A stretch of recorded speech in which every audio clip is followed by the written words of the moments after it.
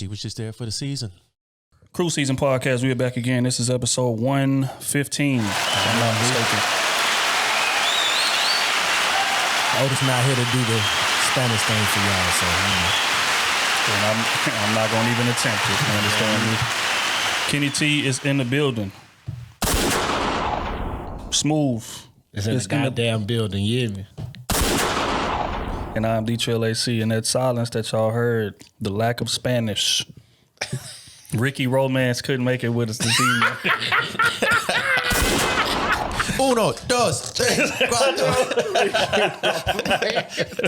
Shout out to bro, man. He out handling some family business, man, but he gonna be back next week. Family business, man. My boy handling family business. What y'all boys on though, man? How's everybody doing? Mental health check? I'm good. Kenny? Huh? How you doing mentally, man? You all right? Oh, yeah, I'm good. Chilling. I love to hear it. Like a villain. Okay. Well, let's get into it. What about your mental, Nick? You straight? I'm doing bad, man. I'm glad y'all asked because at the end of the day, man, it's just I'm decent today, man. I'm definitely excited about a lot of the endeavors that we got coming up. We hear y'all as far as the merch is concerned. They've been on our ass about that. I told them this month we was gonna work some things out. We got hoodies coming. We're gonna bring back one of the sweaters that are highly, highly requested, and a couple more things. So just stay on the lookout for that. We appreciate y'all support, man. Salute to Crusader Nation. Been turning up, going crazy on YouTube, man. Man. Keep on putting those leaves in the chat. Salute to Beatbox, the family. You know what I'm saying? Respect the plug at all times. You understand me? Goddamn me. That's at Beatbox Beverages on Instagram. If y'all not tapped in, if y'all ain't tried it yet, what the hell are y'all doing?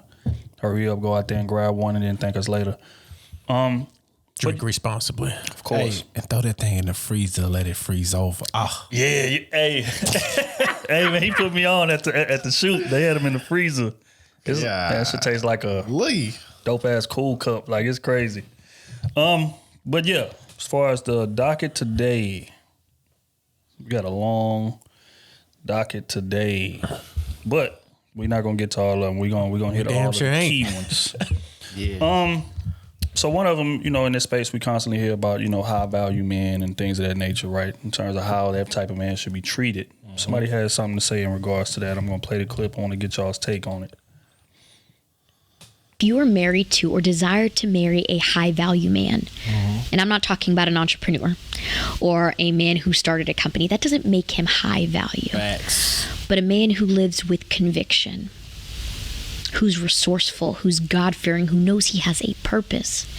A man who loves his wife like Christ loved the church. A man who will do absolutely anything to provide for his children and put food on the table. That is a high value man.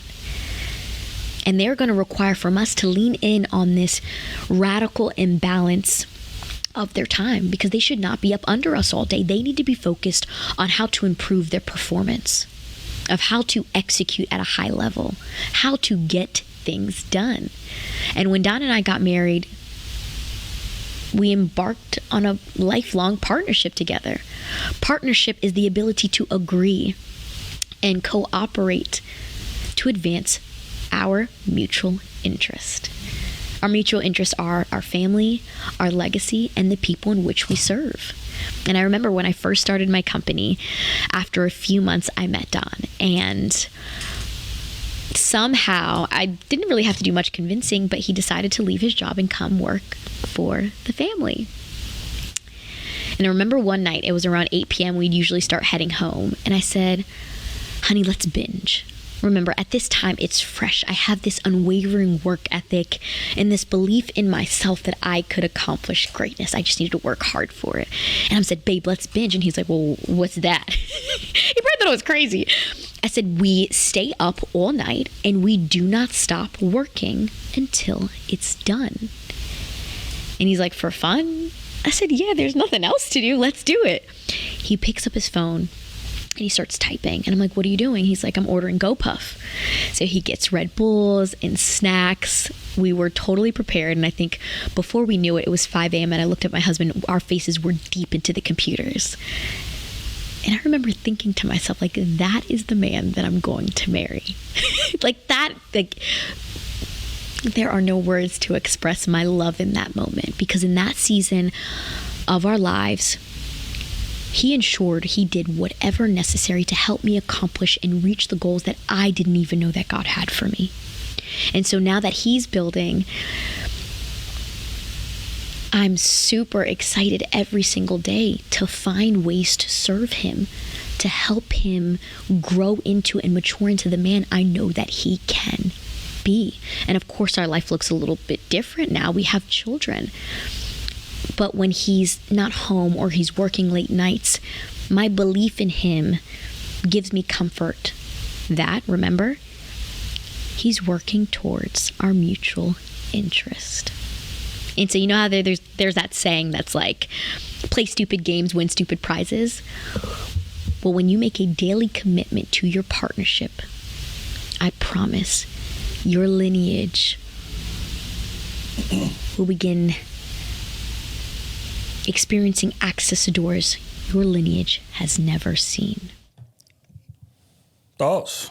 Essentially, she's saying, just to give it a bit of context, she was a bit long-winded in that explanation. Jesus Christ. But what she said was pretty prevalent in terms of that, you know, when you have a high-value man, kind of have to cater to what it is that makes him high value, and a lot of times that's career, right?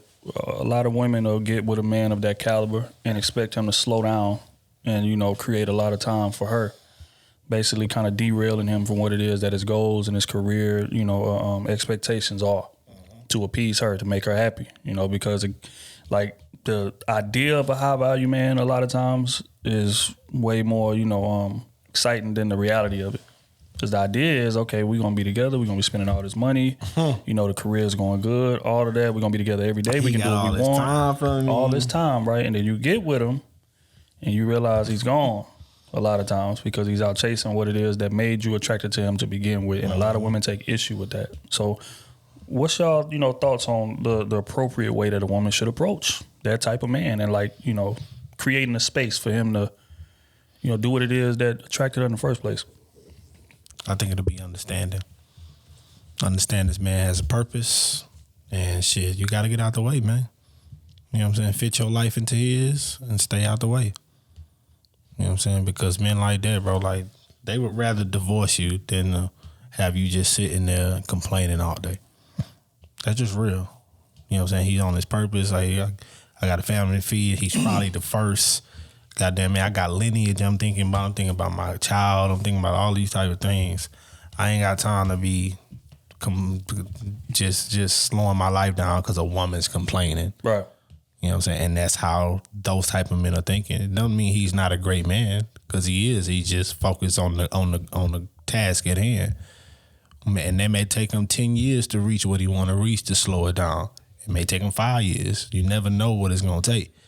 But you got to be willing to be like, all right, let me chill.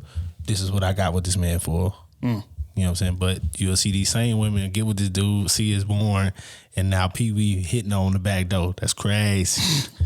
That's crazy. Shout out to Pee Wee, man. Stand-up guy. Kenny, you are a man that, again, is deep into his career, spends a lot of time at the job, clearly, for anybody who's been listening to this pod. So how does a woman come into that type of scenario? Like, what's going to be required of her to make sure that, you know, the ship keeps rolling forward? Because you don't seem like the type that's going, hey, I'm about to slow down my career, man, and just make less money so I can, you know, appease you and be there for your every need. So what type of understanding, like what's the mindset that she should have coming into that with you? I would make less money right now, much working as I'm doing. That's a fact. I'm going back to school now. But I don't know. I think her situation worked out good because he left his job to go help her start her career. As she stated in the beginning, he left what he was doing to go help her build whatever job she had going on. She said family, business, but obviously it was hers. Right. He came to work for her and helped her get on her task, and then later on he started doing his own process. And now she realized that, hey, he helped me with mine. Now I need to back him up. So I think that kind of helped her in a way to. Baby. I think that kind of helped her in a way to easier let him go on his own path. You know what I'm saying? Follow suit, because he he had her back while she was doing her thing. Now she has to technically do the same thing. Yeah, she owes it to him. But on the other way around, I think certain things work with different for certain situations and certain relationships. Like if somebody came into my life now, knowing how I work, sometimes I work a lot. Like right now, and just how the schedule is, I just work a lot right now. But I'll let that be known. Like this is how I work. This is what it is. And if they can understand that or follow suit with that, then they should have to, because I'm not going to stop that because this is what I'm doing. Right. You know. But now if they came in when I wasn't working a lot, like I had a regular schedule, I was doing this, doing that, and all of a sudden I'm like, hey, I need to go do this, do that. I think that's something that we have to work together to figure out. It can't just be, I'm going to go find my purpose and you just got to deal with it. I think it needs to be a standard, like, hey, or a boundary set, some kind of give and take, like, hey, I know you're trying to find your purpose, but life and, extending your lineage with your family, it needs some time too. You know, if it takes you 5-10 years to find your purpose, but those 5 or 10 years you done left off of spend time with your family and spend time with your wife, building something with your wife and family, that job, that's not the last thing you're going to want on your deathbed. That's a fact too. Nobody in business, millionaires, billionaires, nobody said their last deathbed, their main wish is that they wish they was in that meeting. That's a fact. They wish they would have spent more time with their kids, more time with their wives, more time with family. You know what I'm saying? So, that's why, I understand, us men have to find our purpose, and sometimes we don't get a lot of time to be with our wives or girlfriends or whatnot. And we say, hey, she got to learn, she got to understand that. Maybe if she came in on the back end, but on the front end, I think that's something that you have to work out with your partner. Like just because you start this business and start making a lot of money, and then all of a sudden she's like, hey, we done lost out on some time. You're like, well, I got this $5 million business. What you want me? Well, no, you need to make some time with it. That's what y'all came there for. This is your progression in life, what you want to do. Your business you can sell that off and still get some money. But your wife, it's hard in these streets to find somebody that you find a companion. So, I mean, yeah. It depends on what high value is to some people too. I mean, definition of high value man is very broad nowadays. That's true. Really broad. But here's a question. Listening to both of y'all talk, right? Because we all know that with a relationship, sacrifices got to be made, right? But we also, advise men to prioritize their purpose. Chase what it is that you chasing. Set up your family for when you're gone. So where's the line between that in terms of chasing your purpose out here and creating time and taking time away from that to ensure that your family is straight? Where's the line? Like, how does a man navigate that? I feel like if you have a good plan on where you're trying to go and you involve your partner in that, I think that helps with the process of you going to find your purpose. Like if you don't know what the hell you want to do, but you say, I'm finding my purpose, and your partner's like, okay, well, what is the purpose? I don't know yet, but I'm trying to find, okay, I'll give you a year. I'll give you 2 years. You find your purpose. No, I want to try this out. I want to try that out. You ain't got no plan of where we're going. You're just trying things out. Yeah. Sam, that ain't going to work because we losing out on time. Yeah. I need some time with you. But if I feel like if you got a plan on what you're doing, like we said, all men, you got a plan on where you're going, what process, what you want to do, what your purpose is, what you think your purpose is, and make sure you're definite about what that purpose is. And I think that'll work out with your partner, because a lot of women, most women, I think, are more inclined with trying to help their man find their purpose rather than, take them away from it. I agree with that. I agree with that. And they incline with helping you reach it as well. Yeah. A great woman to back you to get you where you want to be. That's just facts. I agree. But so Smooth, how should the man navigate it? If you advising a young dude, 21 out here, he kind of got an idea what it is, but he in a relationship as well. Like, how should he divvy up that time in terms of chasing this purpose that I'm trying to reach and setting my family up, compared to giving my family the time that's necessary to create a healthy bond and a healthy relationship with them? How does a man navigate that? If he young, he 21, I would tell him don't have no kids yet. Don't have no kids. And talk to your wife to see what she want to do too. Because you're 21, you know what I'm saying? You're 21, 22, 23. you young. You can have kids later. Trust me, you can have some kids later. You know what I'm saying? But during that time, if he is that young, I would just tell him that have that conversation with his partner. You get what I'm saying? And see what she want to do. Either she want to help you get to your goals and she want to be a housewife, which is cool. Or she may have goals of her own and you may have to back her too while you on your journey because she going to be backing you while you on yours. You know what I'm saying? So that's a real conversation. That ain't even a hard one, but that's real because you're gonna be figuring out time. You're gonna be figuring out how each other feel about getting that personal time in, all that type of stuff. So just that little conversation, maybe that 1 to 2 hour conversation, you know what I'm saying, will save you, you know what I'm saying, a year of arguing. You get what I'm saying? But I just see a lot of us don't have that conversation. We just go chase our tags down and then shit changes because when you chasing your tags down, it is going to require a lot of time from you. The deeper you get into it, the more connections you start making, it's going to require a lot of time from you. Right. And in the midst of that, you're not having conversations with your partner. You know what I'm saying? So now your partner stepping to you like, hey, I don't know if this right for us.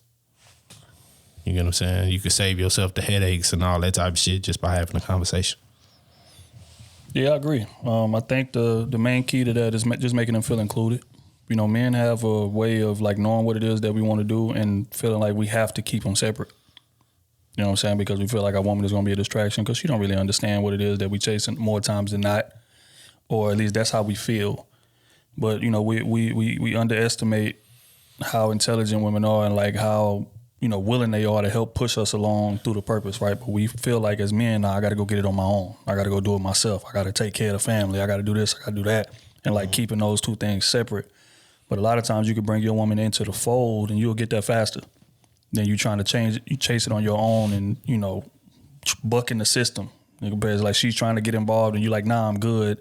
And now y'all having lapses in communication and not being on the same page. Now she growing resentment and now she's complaining every time you trying to go out and chase what it is you're chasing, right? But if you didn't show her the GPS, like, look, this is what I'm doing, this is where we going, then she gonna be way more understanding in terms of, okay, well, you know, the GPS did say he was gonna go this way, so okay, cool. Even if she's not happy with you being gone all the time, she has understanding, right? So I feel like that's of the utmost importance. You don't have to separate them, you know, and I'm speaking from personal experience. Like, it took me a while to understand that because I used to try to do the same thing, you know, with us building this platform that we have. I used to try to keep my wife separate from it.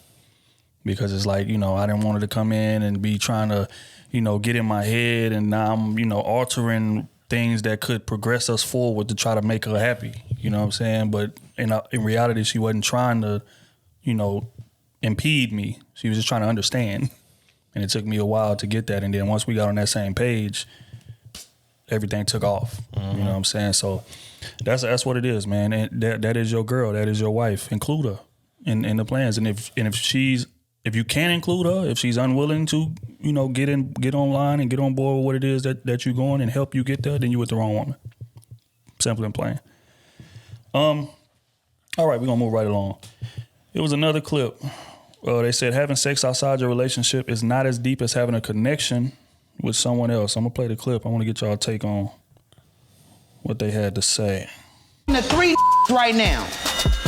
1. Oh, 1. Okay. Guess how many I've ever talked to in our relationship? None. You're a liar. All you want to do You grew is... a connection with somebody. You like somebody. I've never liked nobody. That's a problem. Whether I got my by a random in the alley or not, I don't know this name.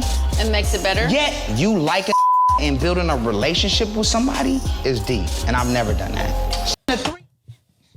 Wait, what? Shout out to Ray J.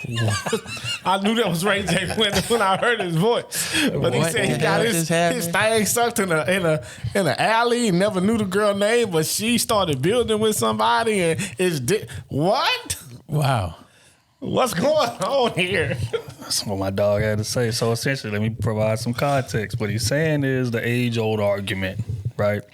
Women cheat, they actually like the person, so it means more, it hurts more, it's deeper, it's more significant. A man can cheat, not even know the girl first name for real. He just know a stage name or a nickname. Come through that beat, go home, never speak to her, never see her again. So that's essentially what he was communicating. You was talking about their relationship personally. Like you done grew to like somebody, and that's worse than me hitting these 20 women and I don't know their name. You know what I'm saying? So I just want to get y'all take on that aspect. Damn. Bro. Oh, man. Man, women cheat like men. I don't know. Some women that had boyfriends and being there. I don't have no clue or understanding. I never experienced this, but what I've heard is that. What I heard. Okay. They hit you one day and be back with their man next day like nothing happened. Okay. No attachments. That's no what we nothing. going You know what I'm saying? They just come down, beat me down, and they I'm back at my crib. Won't get a like on the Instagram picture. Won't get none of that. Wow. That's Is that what we insane. doing? Just Is go that into what we vanish doing? mode. Whatever they. That's what I heard. That's what I heard. It's a cold game out here, man. But Otis told me that back that boy can't even defend in the day. I ain't gonna say no names. Catching straight shots, can't even defend himself. Yeah, man. I don't know, man. I can't ride with it. I mean, I understand. I understand the what he's notion trying to of what say. he's trying to communicate, but the fact is that once you break your word, again, I told y'all about 10 pods back. It was a woman that explained it to me in a way that I never heard it explained before. She said it's not the act itself.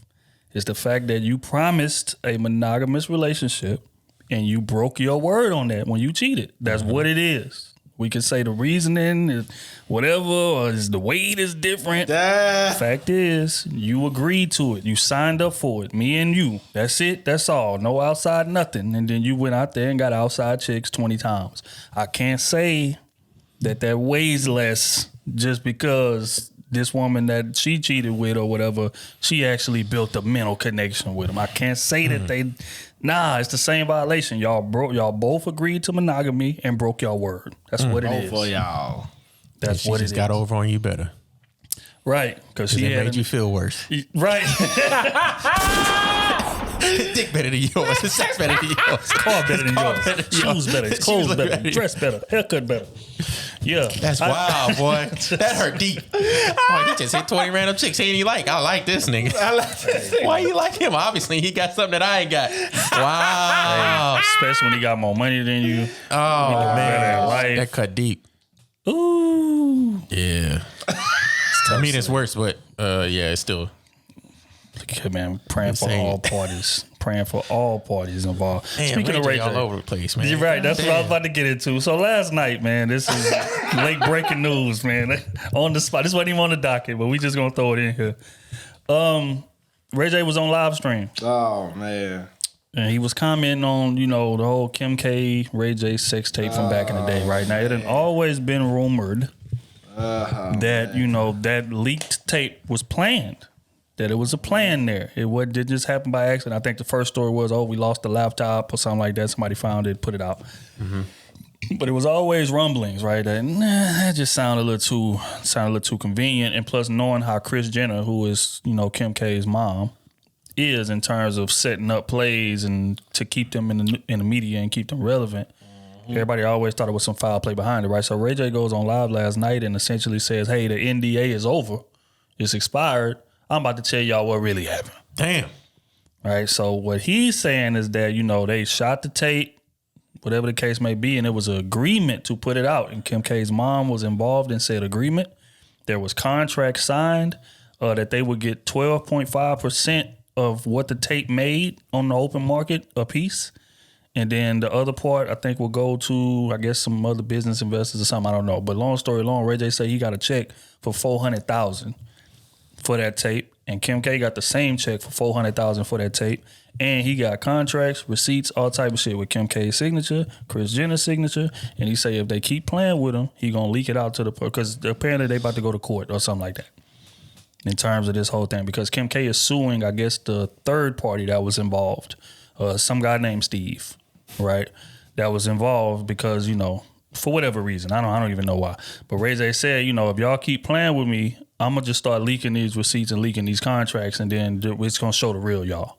You know what I'm saying? So of course, social media going crazy. Right now, it was all last night going crazy. You know, and everybody's saying that they believe Ray J. So I just want to get y'all take on it. Like, just hearing and knowing what y'all know about the release sex tape. Like, do y'all feel like it was orchestrated or? Come on, man. Come on, man. I gotta ask, man. Come on, man. I gotta ask. We got a podcast. Hell yeah, that shit was orchestrated, man. dog. No fucking way. They need some money. You know what I'm In saying? that line, they wanted that line like, shit, she weren't behind Paris Hilton heels for the whole time. Shit. That's facts. She seen how that life was today. Moms, I gotta go get this somehow. I need some of this. I need some of this. Hey, And it worked. I need to find some way to get famous like that. I ain't got no talent. It worked. So Shit. what other talent I got? Oh, I can throw some ass on camera.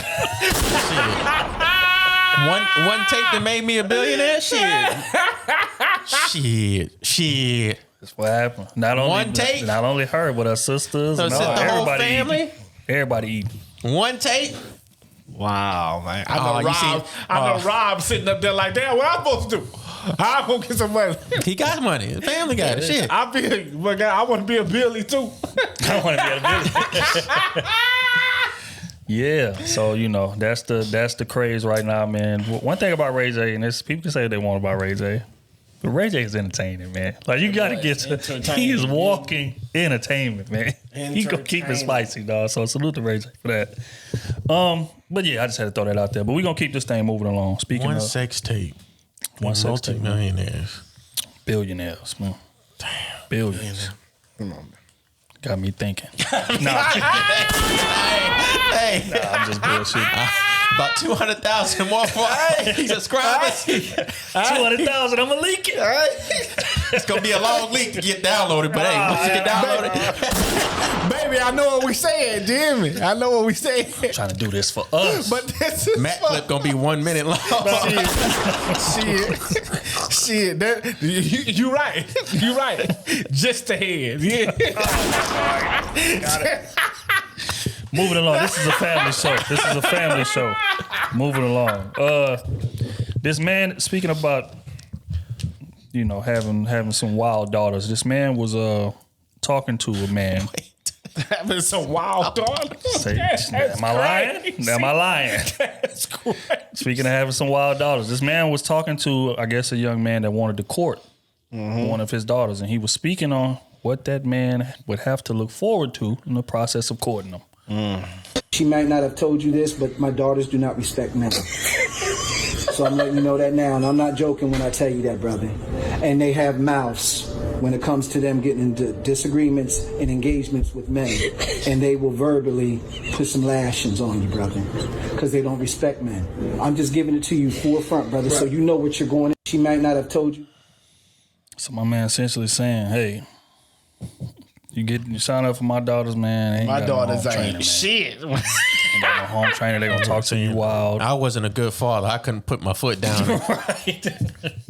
I couldn't do nothing. Every time I tried to put some authority on them, their mama got on me. So hey. Damn.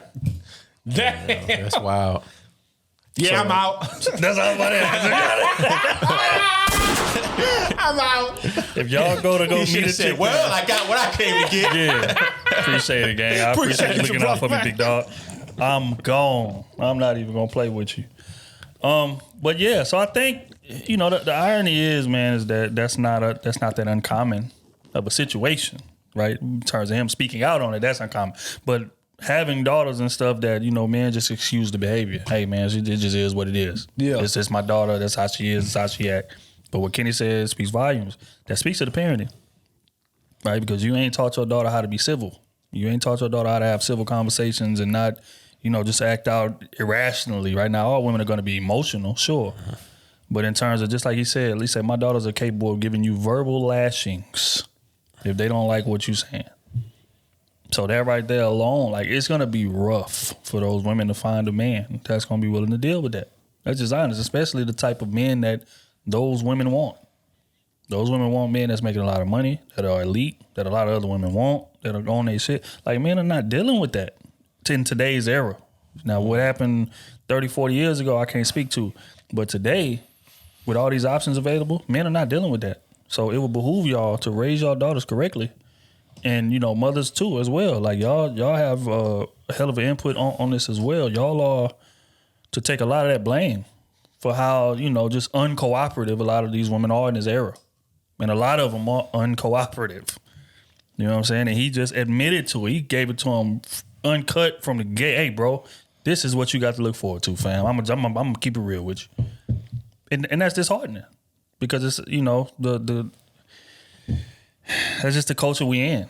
And it's sad, you know what I'm saying? So as a man, I got to come in there and finish raising your daughter for you, essentially, for us to have a chance to make it long term. And that's a lot to, you know, for a man to have to come in and deal with. But that's the reality of a lot of the situations. So, yeah, I don't know, man. I just thought that was very interesting. That's wild. But we gonna keep it moving. As another clip says, what if men were raised to build with a woman instead of sleep with one? Would things be different? Let me play this clip. Let me hear this. If you sit down with a woman and ask her how you can build with her, rather than sit down with a woman and work out a way to get into her pants, into her vagina, you are literally forming the template of that same technology that we were talking about, that is the family. Whether or not, and this is the other thing about polygamy or polyandry or whatever, is it always gets sexualized. A lot of the husbands that Queen Nzinga, or a lot of the husbands that Queen Apshetso or any of the queens of old or kings of old, when they had wives, they didn't have sex with them. Mm-hmm. They were administrators of their armies. They were administrators of their economy. They were the leaders of their education system. And the reason why that they were married to them is so that if anything happened to them, they can carry on ruling. Mm-hmm. Now what we have is we have this idea that everything has to be sexual. And I think that if me and you and my friend Coop and every other black man was raised in a way to be told that actually your highest calling as a man is not to have sex with women but to build with women, and we didn't waste our younger years trying to get in the pants of women and actually built up, we would be sitting on gold thrones right now. No, that's a super fact. You just preached to the gospel right there. Thoughts? Man, I'm trying to fuck. Jesus Christ. I ain't supposed to say that on this podcast. We're supposed to be building healthy relationships. I'm sorry. I'm sorry. I ain't gonna say that. I'm sorry. Y'all want me to sit up here and lie? I'm sorry. Y'all want me to sit up here and lie? I'm sorry, y'all. Huh? I'm sorry. Man, come on, man. Hear from the married men first. Come on, man. Come on. What? Come on. I mean, I ain't got too much disagreement with it. I mean, I hear what he's saying, but that's not reality. He kind of got me with the, you know, that's kings fictional and queens. tales. They got, you know, they were married to the queens, you know, and she didn't have sex with all, so she wasn't popping it off to all of them. So what was they? She doing? had his kids, but that was just to carry on his last name. Basically, what he was saying, but he still had other people that he was fucking. He also said the queens had husbands. Yeah, too. So I guess I don't. So who was popping on you? Which husband was? Who's the real baby daddy? Who's the real baby daddy? Yeah, that's what I want to know. I want to know. You know, it ain't sexual, but it is. We gonna keep it a bean. Because if somebody marry you, of course they want to pluck on you. I give a fuck what type of fashion or business y'all got going. He said they want to pluck on you. Pluck on you is crazy. That is somebody marry you, dog. They want to pluck on you. That's just what it is, bro. Yeah. So what was the fashion of business? That's what I want to know. Who was doing what?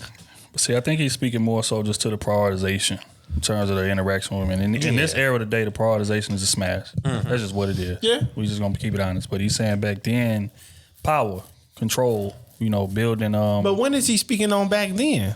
He talking about like in the king and queen eras and things of that nature. Man, that was BC. Fuck, he speaking on some BC shit for, man. Now, but he just using that because back then, again, like if you was at the top or you was elite, the goal was to extend your reign. So even past me. So that's why the prioritization. I want to get a woman in who's capable of, like he said, running the armies, or being administration to the armies, or being administration to the education in the community and all that. But today we don't give a damn about extending. What legacy. did king and queens have that we don't have today? Well, resources and wealth. So we can't live by that. We can't live by that. Other nations of people can, but us black folk, we can't live by that. We ain't got no wealth and no resources. But see, I would disagree with that. From a monetary perspective, you're right, but we have human equity, and that's how you do it. Having those big families and getting everybody educated. Now we have walking resources. But let's around. and I'm with you. Mm-hmm. But we're gonna be real. Big family. And what you mean by big family? What you mean? I'm talking like 8 kids. 8 kids. 5, 6 kids. In this era, right now, that structure, I don't even know how much you would have to make sure your kids, because we growing in the social media area, let's say 5 out of them kids is going to be envious of other kids if they not getting what they want. You know what I'm saying? That's just natural human shit. Mm-hmm. You get what I'm saying? So you got to be making an abundance of money to even have that run right. So in a sense, it is monetary, because you can have 8 kids and you can be a structured parent, all that type of shit. You can be on top of your kids, making sure all that shit trying to go right. But I guarantee you, all 8 of them is not gonna hear you the same, because they all listen different. They all see it different. You know what I'm saying? So your intentions may be pure, but your kids is they own being. You get what I'm saying? The people under you is their own being. So if they see it different from how you trying to teach it, no matter what you trying to teach, they gonna go against the grain anyway. Yeah, but I think programming tutelage plays a big role in that, and I'm gonna give you an example, right? Because like a lot of Asian people, a lot of like, you know, Saudi Arabian people, and you know, people from, you know, that part of Europe and that part of Asia, they come over here with nothing, right? But they'll live in a house 10 deep to grind and to get to the point to where, okay, he has a business, he has this gas station, she has this nail shop, she has this, she has that, and then you look up and that family is now worth, you know, upward of $1 million, but it was sacrifices that had to be made in those situations. If those people can come from those type of countries over here with nothing and build that from the ground, we have no excuse being here not to be able to do it. You know what the difference is that we refuse to sacrifice that way. You're right, it does take a lot of money. If we trying to keep up with everybody around us, if we trying to shine, if we trying to have the best of Nikes, the best of Jordans, the best of clothes on, different things like that, black, then dog. It's we right. So and I understand. No. What, I'm not taking away. I'm not saying that what you're saying is wrong. Okay. What I'm saying is, if we are ever to change that, our mindset would have to change in that regard, and that starts with the parents that are in the home, implementing a system. Everybody in here is going to contribute to the household. Everybody in here is going to have an entrepreneurial spirit. Everybody in here we are working together. It's not a situation where it's like, okay, let me look to the next door. Damn, the neighbor just bought a new truck. Let me go buy a new truck. Mm-hmm. Nah, it's okay. These cars that we got are running. So we going to use them, and we going to build, and we going to build, and we going to build, get dirty for 5 to 10 years until everybody is able to sustain, and everybody got their own business, and everybody is doing their own thing. And then we come up as a country. But again, as a community. But it starts with those human resources that we have and the willingness to get dirty. We have to be willing to not shine, or willing to not just go out there and just spend money that we don't have. Are you willing to do that, B? I am. So you need to sell your BMW, pop out 4 more kids right now. That's a fact. Well, but honestly though, I've built myself to a level to where I wouldn't have to do that. If I wanted to have 4 kids right now, I could have 4 more kids right now and be able to take care of the family comfortably. Well, why don't you do that now?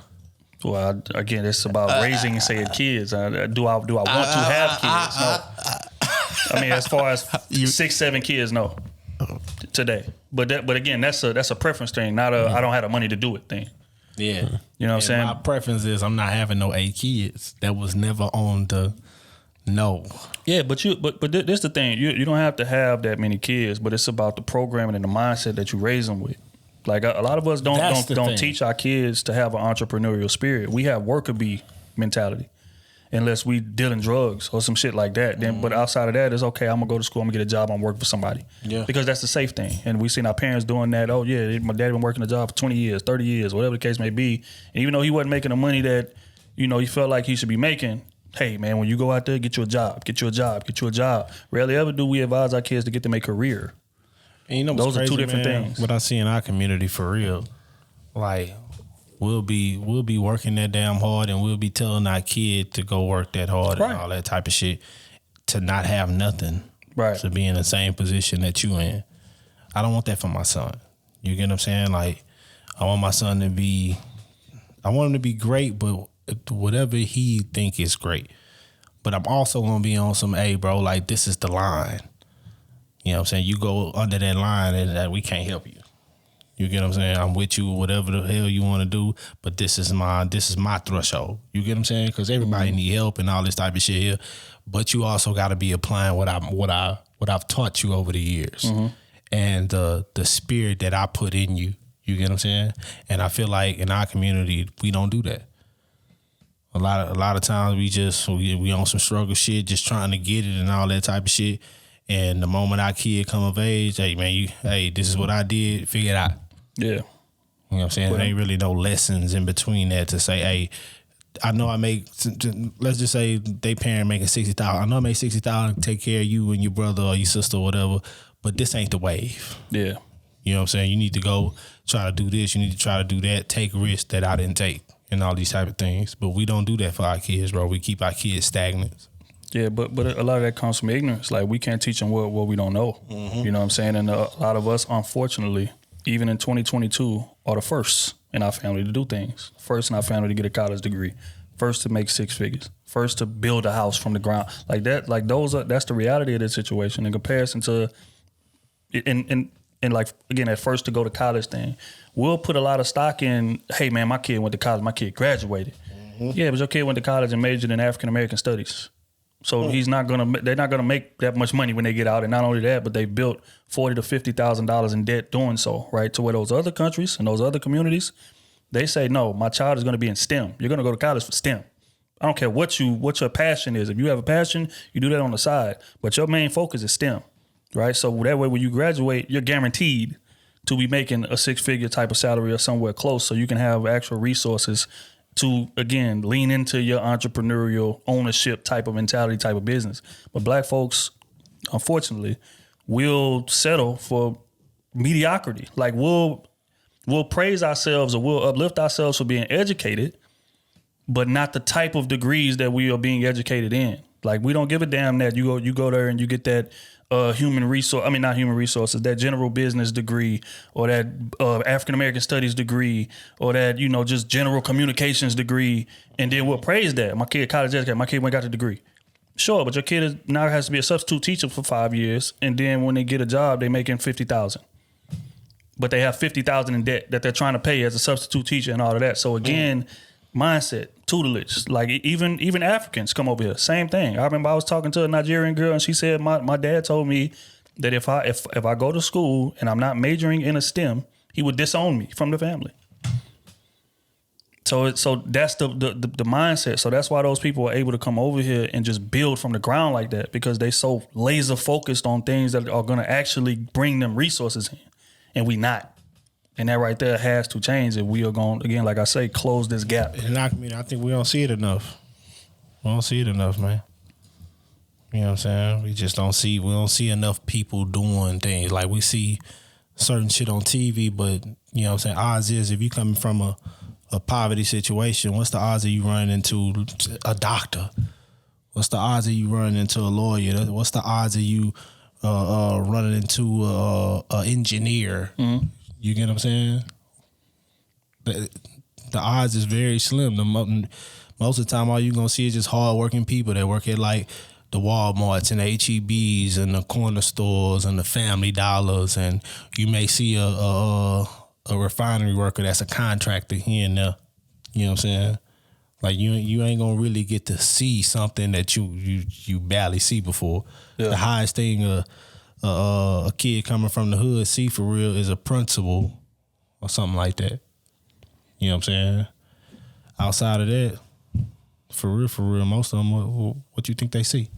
Yeah, which is why it's on us to change that. Now, 20, 30 years ago, that would be a valid excuse. But today, these kids spend 10 hours a week on their phone. 10. That is a fact. So it's like, if you can scroll Instagram and see who got the new J's and see who got a new car and see who got a fat ass and who arching their back the right way, and what, if you can go there and spend 10 hours a week or plus on that type of stuff, you can spend 10 hours going to get the information that you need. It don't take shit but a Google. Hey, what degrees make money? What's the top 10 degrees in terms of resources that you can make afterwards? That's a 10-second search. And then you go and you in school, right? So go there and go to your advisor. Hey, I'm researching these 3 or whatever, what's required, or these 5, what's required.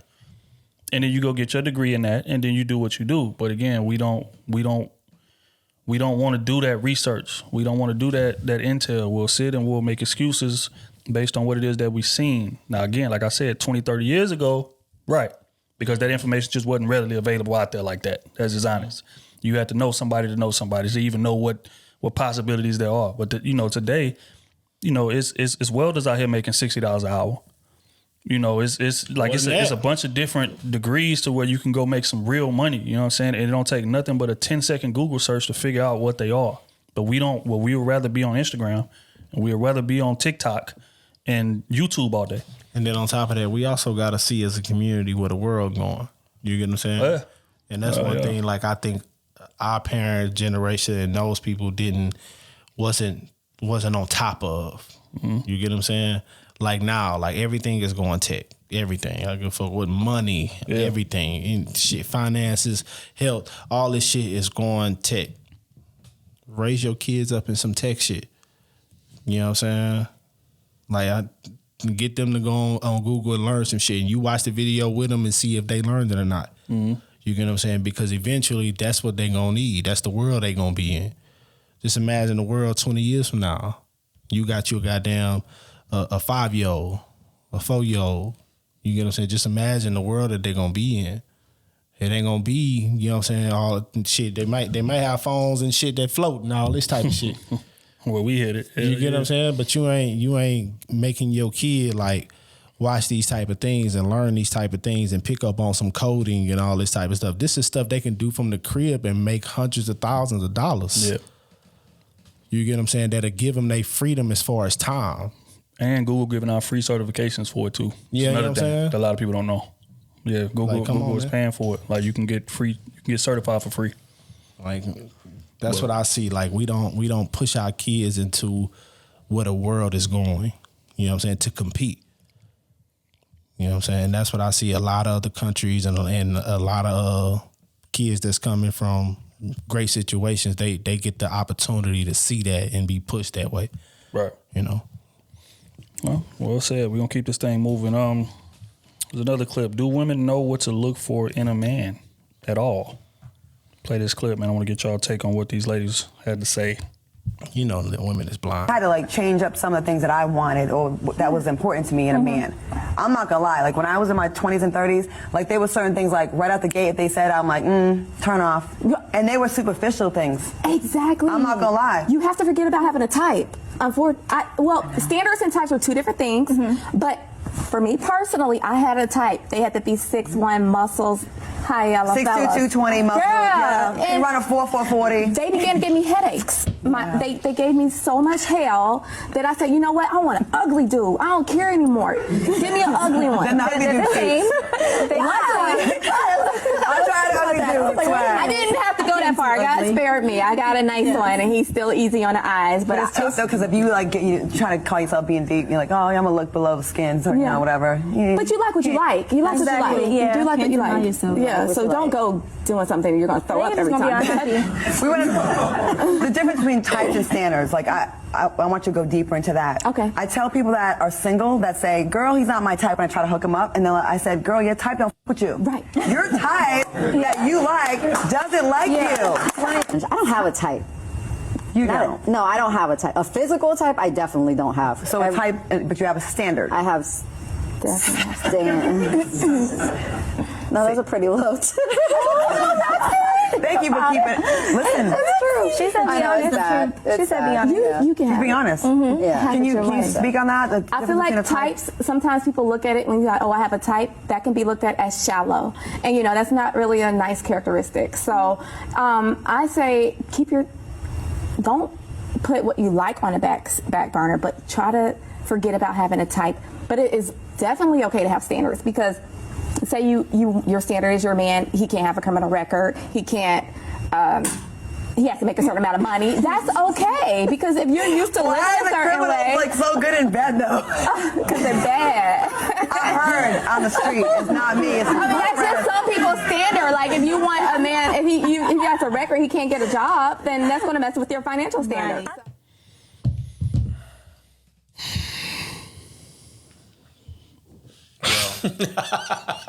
Yo. Can't have a type because that's shallow. But you can have a standard. Type and standard is the same fucking thing. I mean, they got a point with the type and standard being kind of different, but she got me with the shallow part.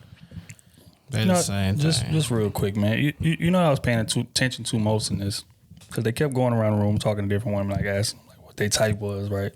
And they'd be stumped. Like they'll be, yeah, I need him to be kind of 6. I mean, if he can just get a job. I mean, and these are 40-year-old women. So if they don't know what they want in a man, clearly they don't, because these answers was all over the place. I'm gonna just be honest, and one of them was a relationship expert. So if these answers are this all over the place at 40, women our age clearly don't know what the fuck they want. Let's just be honest. That's all I can think about while they was talking. They want that fast life. Don't matter. You see, they laugh. It could be easy on the eyes. They laugh. You see one to be fine, and all of a sudden, well, I'm 40 years old now. My type then went away. I just need a standard. I just need this lifestyle.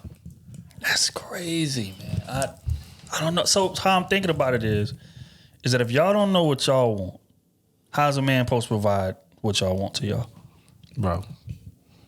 Like honestly, like this is the type of shit that men gotta figure out, right? So if we running into one of these women and they all over the place with what their description is, it's like, oh yeah, I used to want them to be 6'2". I used to want them to have a 6-pack. That's a lie. You still want them to. Let's stop doing that. Call a spade spade, right? You still want him to, but you want him to have all of the other things that type of man generally does not have. Right, but then you saying, "Oh, well, I just, I dated a couple of them and went bad. I just went to the extreme. Fuck it, I want an ugly dude now." It's like, what? So, but I mean, at the same time, I tried it with an ugly dude, and I just need somebody that I don't throw up when we having sex. That's what she said. So now, what is his financial standard, bro? I mean, hey, man, it's like, fellas, that's good wild, luck, man. Principles. Like I said it on with them ladies, man. It's the difference between principles and preferences. And obviously they don't have neither. At 40 plus, man. They don't have neither. These are not 23-year-old girls sitting here having this conversation. These are 40 and 50-year-old women. What? Yes. They ain't married or in a relationship? No. Oh. Bro, they don't have principles on what like they stand on as far as this is what I need from a man, period. You get what I'm saying? They didn't even have that. They were stumped at the shit. I mean, all over the place, bro. He got shit. I mean, like how you ain't got no principles about like anybody that you talk to. And she came up with was, he can't be a criminal. What? That's it. That's easy. Man, that's big. He can't get a job if he's a criminal. That's what she said. I know niggas that ain't criminals that don't want a job. I want to live off you. Goddamn, what you mean? Nah, but just so again, let me ask y'all, since they clearly don't know what the fuck they want. In y'all's experience, what type of man do y'all feel like women want in y'all dating experience? Now, I know you can't give a universal answer because women are different, right? But just in a general notion, if it's 5 women, what is some of the traits? 5 black women? Yes. I see what I see what you're doing there. But what I'm saying is this: if y'all had 5 women there and y'all just had to give a general description of what they really want, don't give me the cliche shit that they gonna say on platforms like this. In your dating experience, what type of man do most women really want? All right, I'm gonna keep it a bean, dog. If it's 5 black women, they want the dude that's the littest in the room. They also want you to have the most money in the room. They also want you to be almost the most dangerous nigga in the room. And they want you to be a teddy bear with them and trick everything that you ever thought about having on them. You know what I'm saying? Hey, that's what I think. That's what I think these women be wanting out here, dog. And men just, you know what men be wanting? I be like, bro, niggas is so simple. Niggas just want you to be quiet sometimes, man. Just let's sit there in silence sometimes. Let me gather my thoughts. Thing is, men not like that. That's one of them. Men want you to look good. We want you to be cooperative for 2, and we want you to be able to inspire us for 3. I think you can give a man those 3 things. He ain't gonna ask for much else. I mean, let's just be honest here. In terms of all of the stuff that traditional women used to do, quote unquote, a lot of women in this era just don't. Let's just be honest here. They third partying a lot of those situations out, from the cooking to the cleaning and different things like that. So people got maids. People got, meal preps. They come over there and stock their fridge up with meal preps. You know what I'm saying? So a lot of the traits that traditional women were valued for, women in this era don't do it. So if we talking to a modern man, he typically just wants you to look good, wants you to be cooperative, and wants you to be inspirational. You can bring in those 3 things. But you ask a woman these days, like what's something like 5 things? Well, not even 5, 3 things that your man just gotta have. Like, gotta have. It's going. You'll get 120 different answers, bro. And you better believe, out of them 3, 2 of them are possible to shit, and it's a high probability all 3 of them gonna be something that ain't tangible, something that can help them in life. For real. Kenny, what you think? If it was 5 women sitting there in your dating experience, what do women really want from a man? Not the cliche answers, not the I want a man, spiritual man. What do women really want in a man? If you had to give just a couple traits right off the top of your head. I would say a man that can financially support them, emotionally in tune. Let me guess. I gotta think about the women I dated and ask this question. I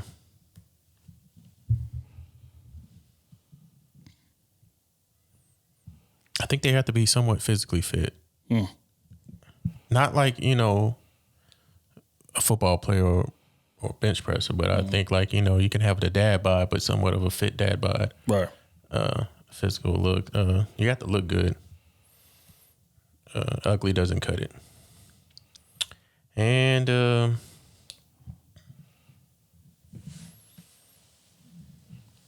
man. It's hard on. See how long it's taking to answer this?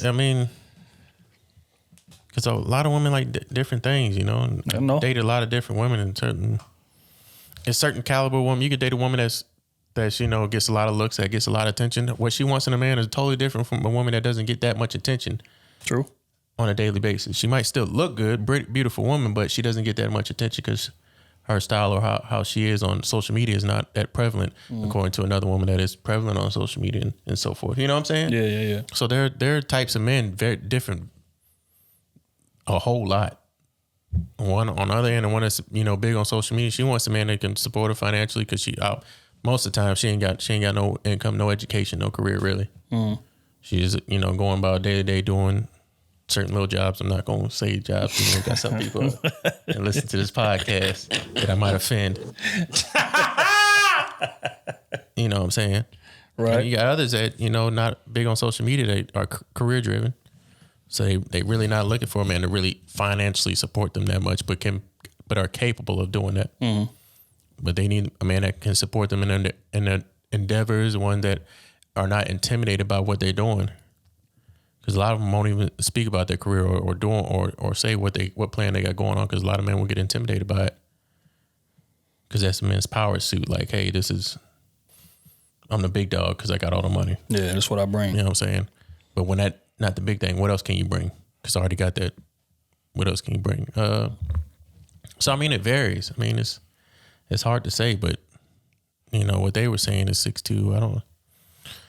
I think their standards and how they live, how they went through about life, because they're beautiful women. Sure. So they've been dealing with athletes, obviously, and their lifestyle wasn't planned on. They weren't even thinking towards the future. They were just having fun. So now they done came up on the age of 40, and so now it's like, okay, 42 kids. What am I doing? You know what I'm saying? Here's a question. Would you say that's the case for most women today? I think a lot of women today are living that fast, fun life. Like, hey, I'm about to chase my career, or, enjoy this section scene, or enjoy, I'm not going to say all, but I'd say most, enjoy the section scene, or enjoy going on these trips to Miami, or getting flown out to Vegas, doing all these things, which is cool, doing all that. But I mean, I would say just at least, have a plan of figuring out your own career, getting a steady, stable job if you don't want to work, but at least have something to back yourself whenever you talk to a man that has a stable job or something, or a big career. He wants to know that you some kind of educated. Me personally, I don't want that. I don't want to have no bum sitting on my shoulder, because I'm going to treat you like a bum. Even if she look good. Even if she look good. If she looks good and all she doesn't bring nothing to the table, you just a trophy, you just a shoulder piece. That's it. Your opinion really won't matter, because you're going to look down on you. That's what Jeff Bezos ain't got that old girl that he got now for her opinion. It's a shoulder piece. But when you have something, like a backbone, which is like, oh, yeah, I got this degree in communication, African American literature. Why that boy so stupid?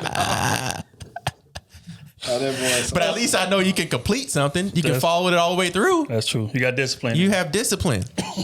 And that could be a good trait to pass on to my kids if I was just an entrepreneur and I didn't go to college. I didn't graduate college because I don't have a degree. Mm-hmm. But I make a good amount of money, but I would want my wife to have a degree that's a figure in the household that actually went and did it. Example. And somebody can come and talk to them whenever they're having problems in college and school and say, hey, Mom, how'd you do it? Well, I just put my foot down. I did this. I can help you with classes. I can help you with these courses and so and so. You know what I'm saying? I think that's a big part of, that's why, when you talk about communication and African-American literature, I understand that. But sometimes just having that plaque in the household is an example for kids to even push further to get maybe a better degree. I don't want to weigh down on it that much, because I understand, don't just go, don't go to college and get in debt because of that. But, sometimes it works as an advantage in some households, because, like welders don't have to go to school to get a degree in welding. Mm-hmm. That's a craftsman trait. Get a cert. A mechanic, doing that. Shoot, even being a coder, you don't have to get a degree for that. Mm-hmm. Different certificates. But, if you want your kid to go to school, you have to have an example of you doing that. You can say, hey, I need you to go to college. Well, you ain't go to college. Why you force me to do something you ain't do? You couldn't even complete it. So I don't want to do that, Dad. I want to do this. You know what I'm saying? That's really what kids do. Shoot, we all go against our parents' grain of what they say. It's just the naive and immaturity that we have as kids. But I think, having that example on the walls, it'll help persuade kids to want to do better, I think. I agree. But I went off topic. But no. But it's in line, because again, even speaking to back what I was saying, again, I'm not downing people going to get a degree, but I'm talking about if we're going to advance, if we're going to close this gap that I'm talking about, we need to bring some real resources into this community. Mm-hmm. And the fact is that, again, as much as I love African American studies and I love communicating. Why is dude crazy? What I'm saying is this: the likelihood, psychology degrees, the likelihood of that general business degree bringing us legitimate resources that's going to at least offset your college debt, at least. Mm-hmm. It's low. Yeah, understandable. You know what I'm saying? So that's all. But in terms of what you're saying, the inspiration, hell yeah, because just seeing somebody do it is going to make you believe that you can do it. You know what I'm saying? That's why even a lot of times with these rappers and shit, people give him a lot of, flack. Oh, he pulling up in the hood with a Rolls Royce. What is he doing wearing all this jewelry on? Da, da, da. And, some people look at that as showing off. I see it as inspiration. Mm-hmm. Like whenever Pimp used to come, slide down 9th, or we see him out somewhere and he got all this jewelry on, that's inspiring. That's like, man, he from here. I can go do that if I wanted to. So the example is, important for sure. So I wouldn't knock that. But yeah, man, women are different. I mean, you've seen it on your last podcast, Battle of Sex. Y'all talk about it. It's a different caliber one when you talk to woman that's educated and in her own career and doing her thing, than someone that's not. Yeah. the conversation is totally different. Mm-hmm. It's true. It's true. When that conversation different, it sounds like you bragging. Whether it's better or worse, I don't depends on the person. Hating when your life is a certain way and they can't even fathom the way you live. People get to hating on that, man. Yeah, and again, I just want to accentuate. For one, salute to Champagne Wives podcast. If y'all hadn't checked that out, that's episode 114. Make sure y'all check that out. Man. Follow them, subscribe, all that good stuff. But yeah, it's not just about the money. Like the education is important. Being able to articulate yourself is important, and the lived experience is important as well. You know what I'm saying? So if I'm trying to choose a wife, or if I'm trying to choose somebody that I want to build with, that's what I'm looking to. Now, don't get me wrong. When you're younger, just like we said earlier, when smashing is the priority, yeah, looks gonna be top tier. You can get the looks, baby. We can work on everything else when you're younger. Yeah, work on these different positions. We can work on these different. We working on. I gotta get my experience up for my real woman. You a stepping stool. Hey, we both stepping stools. Hey, we gotta work on this together. Hey, we just can't come out of this with no kid. That's real. So let's work on our experience together. Get right for our real part. For our real. What? Hey, that's a wild, but that's real though. That's a wild concept to think about. Just to say out loud. You just ain't got to deal with 50, 60 other people. True. Yes, that's true. 2, 3 bodies. Cool. Whatever you did. I could be everything you don't want. I hope you got enough experience for 2 or 3 bodies. You know what I'm saying? That's a fact. Don't go through life, fucking 80, 90, 70, 20, whatever it is, people. Yeah, niggas 250 deep. 250 deep. That's real, man. Damn. No, but it's fun because I was watching the segment. Somebody they was giving out their numbers. It was somewhere around that. But continue. Yeah, you ain't got to be doing all that, and that's when you running. That's the likelihood of you having kids out of wedlock, and fucking up all kind of other stuff, health issues, and you just don't want to do that, man.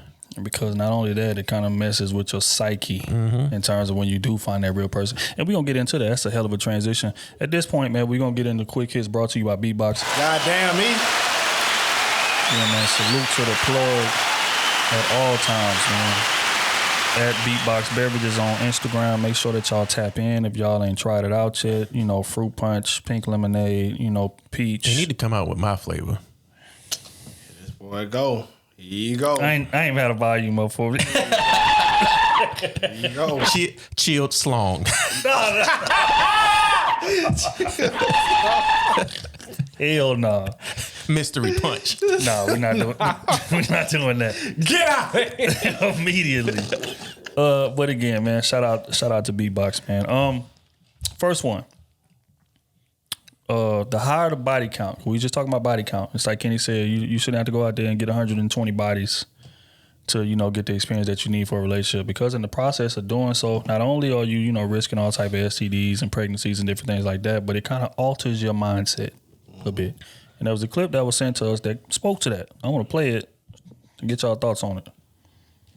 Another issue with sleeping with a lot of guys. Did you know if you sleep with more than 5 guys, your chance of a happy marriage after 10 years goes from 80% to 25%? God damn. Why? Yeah, casual sex. Why? Because the more men you sleep with, you lose your ability to bond with each one. Pair bonding. Yeah, it's pair bonding. So if you sleep with one guy, you're going to compare the next guy to him. If you sleep with 10 guys, you compare all 10. If you sleep with 20, you compare all 20. And guys hate being compared to other guys. Well, they hate being, but it makes you more divorced. Like, yeah. You're not likely to be divorced, but you're more likely to leave if you did that because you're with your husband thinking about the last 10 guys that maybe weren't as good as the one you married. It's another. Because he ain't deep enough. It's a fact, he though. ain't deep enough. It's a fact, though. Pee-wee was deeper than this last week. Pee-wee was last week. Hold on now. That's crazy. That's crazy. But yeah, so I mean, there's a thing called pair bonding, which I keep hearing being spoke about. I'm gonna look up the definition of it in a second. But I mean, just generally using my context clues. Shit, Matt on his phone. Matt, look it up right now. Yeah, look up pair bonding, PAIR bonding, because I keep hearing that. That's like the new buzzword in the manosphere. No, because when I first heard it, I thought they said para bonding, right? Is it pair bonding in humans? Yeah, or just I guess pair so. bonding. I don't know. Just look it up and see what comes up. But essentially, how I view it is that if you have sex with that many people, eventually you're gonna be numb to like what sex is supposed to provide. It's supposed to provide an enhancement. It's supposed to bond y'all together. It's supposed to be some significance there, right? But in this era we in, sex is so easily available to where you kind of lose that. It becomes more of just like, just like brushing your teeth in the morning or like putting a shirt on or something like that. Like it becomes more of that compared to, hey, I really like this girl. I love this girl. And we having sex and this is taking us to a different level in terms of bonding. If I done that with 150 people, it's going to be hard regardless of how much that I feel about her for sex to have any significance in terms of bringing us closer together in this relationship. And I think that's what she's speaking to. And that's from a male perspective, but even more so from a woman perspective. Right? Because that means there's 150 people entering you. Right? Because, with men, we doing, we sticking and moving. But as a woman, that means that 150 men entered you, like penetrated you. So after a while, that significance, that bond, that, the intangibles that typically come with sex begin to fade. It just becomes just a exercise or just an act. You know what I'm saying? So I think that's more so of what it is that she's speaking to. Yep. It's giving me like rats and monkeys and shit.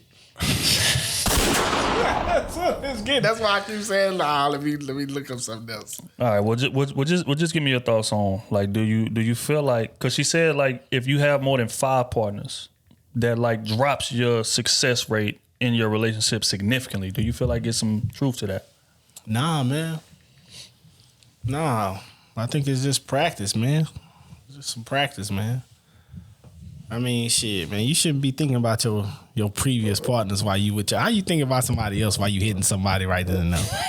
That's crazy. that do sound wild, though. Or you kissing on your woman or your man, and you thinking about kissing on somebody else while you kissing. That's crazy. You need to go get that checked. You need to go get that looked at, man. Like, god damn. But shit, I don't know, man. I hear them, but nah, I don't believe that. Here's a question: Do you feel like the amount of partners? Let's say if somebody had 20 bodies, a man has 20 bodies, a woman has 20 bodies. Do you feel like the effect is worse on a woman than it is a man, and why?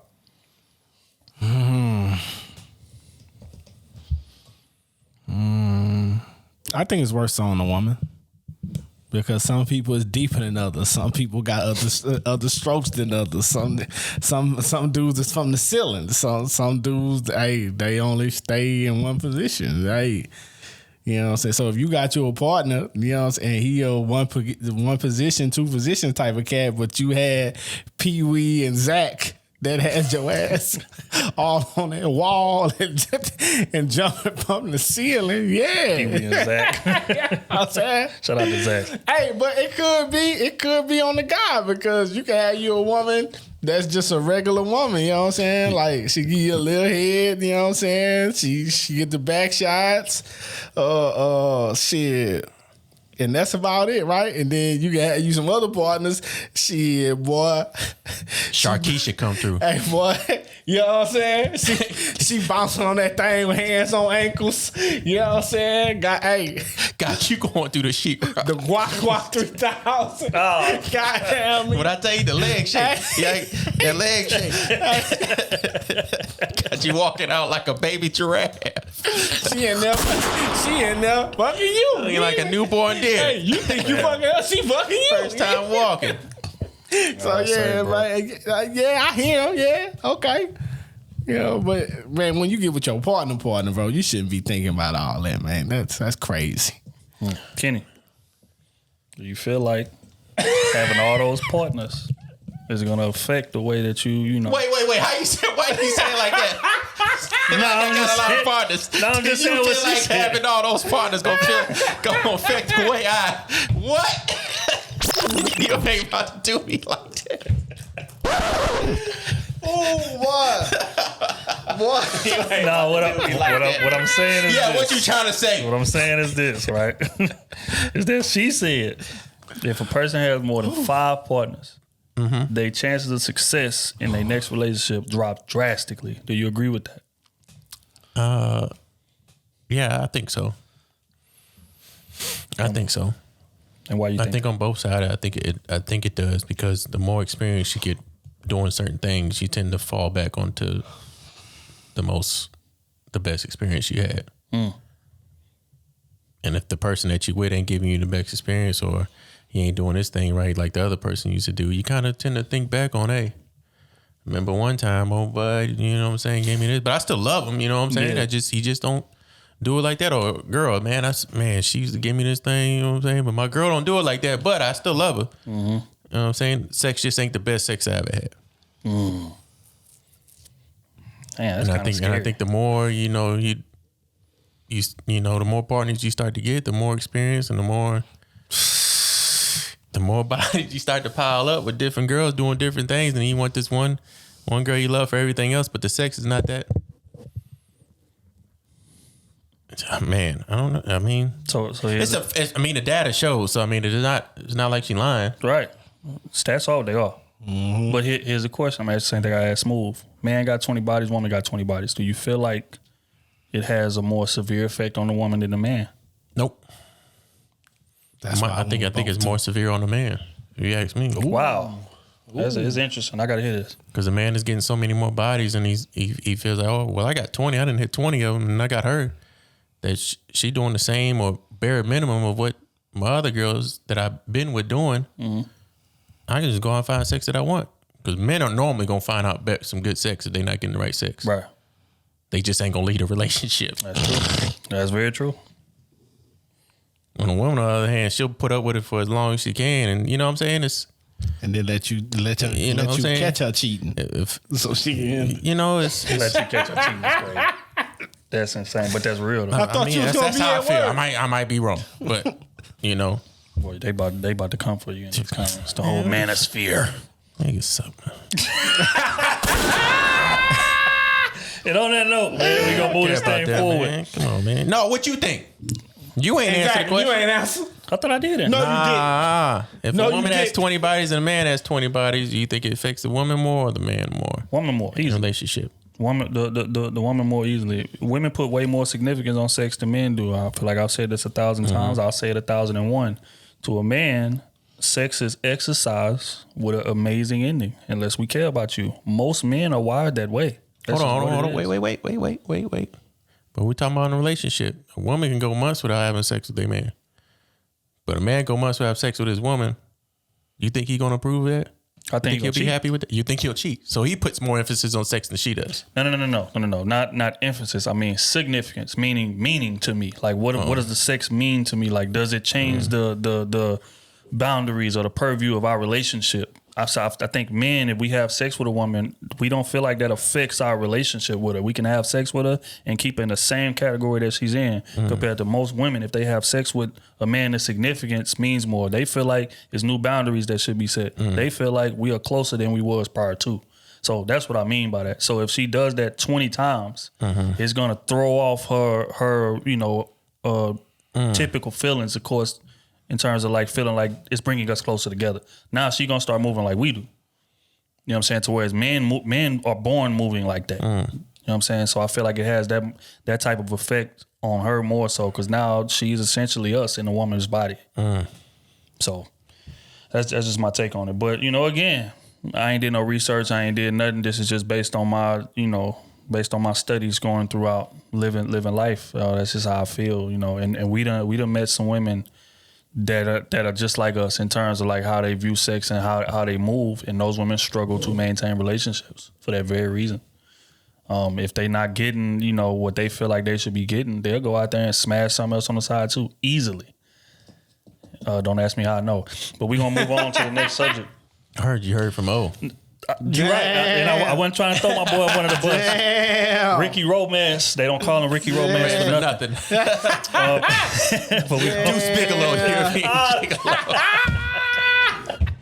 Deuce Bigelow. Damn. All right, man. We're gonna move on to some more substance in regard to marriage. There was an older couple that was speaking on what the real definition of marriage is. I'm gonna play it. I want to get y'all take on it.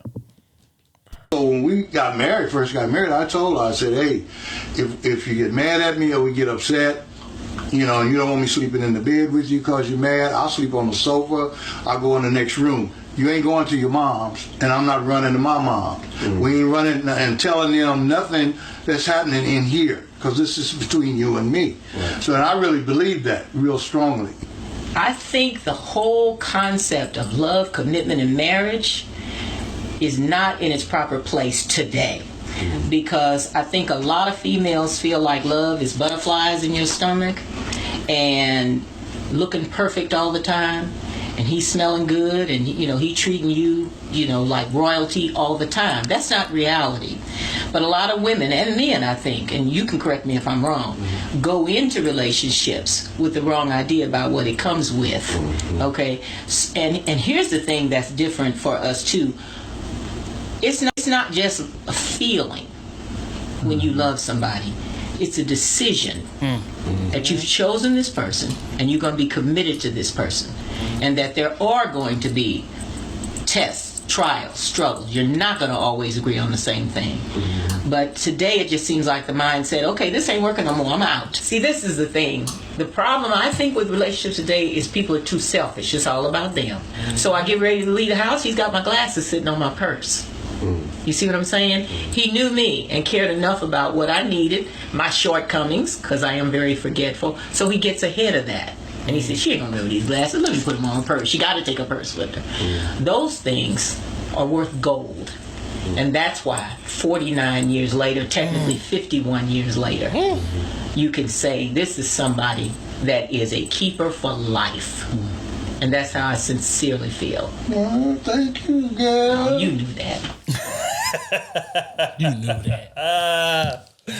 That's beautiful, man. That is beautiful. So I just want to get y'all take on it, man. Like, do y'all feel like they were spot on in terms of their definition of what real love and real marriage and relationships look like, man? That's real, man. A lot of people don't understand that little part. Like, when you marry somebody, bro, your parents have nobody, not even your friends like that. Like, the real shit that's going on, that's between you and your partner, man. You know what I'm saying? I fucking love what they just said. And they've been married 50 years. That's crazy. Yeah, I agree with a lot of it. But they also didn't grow up in the social media era. Yeah. True. Yeah.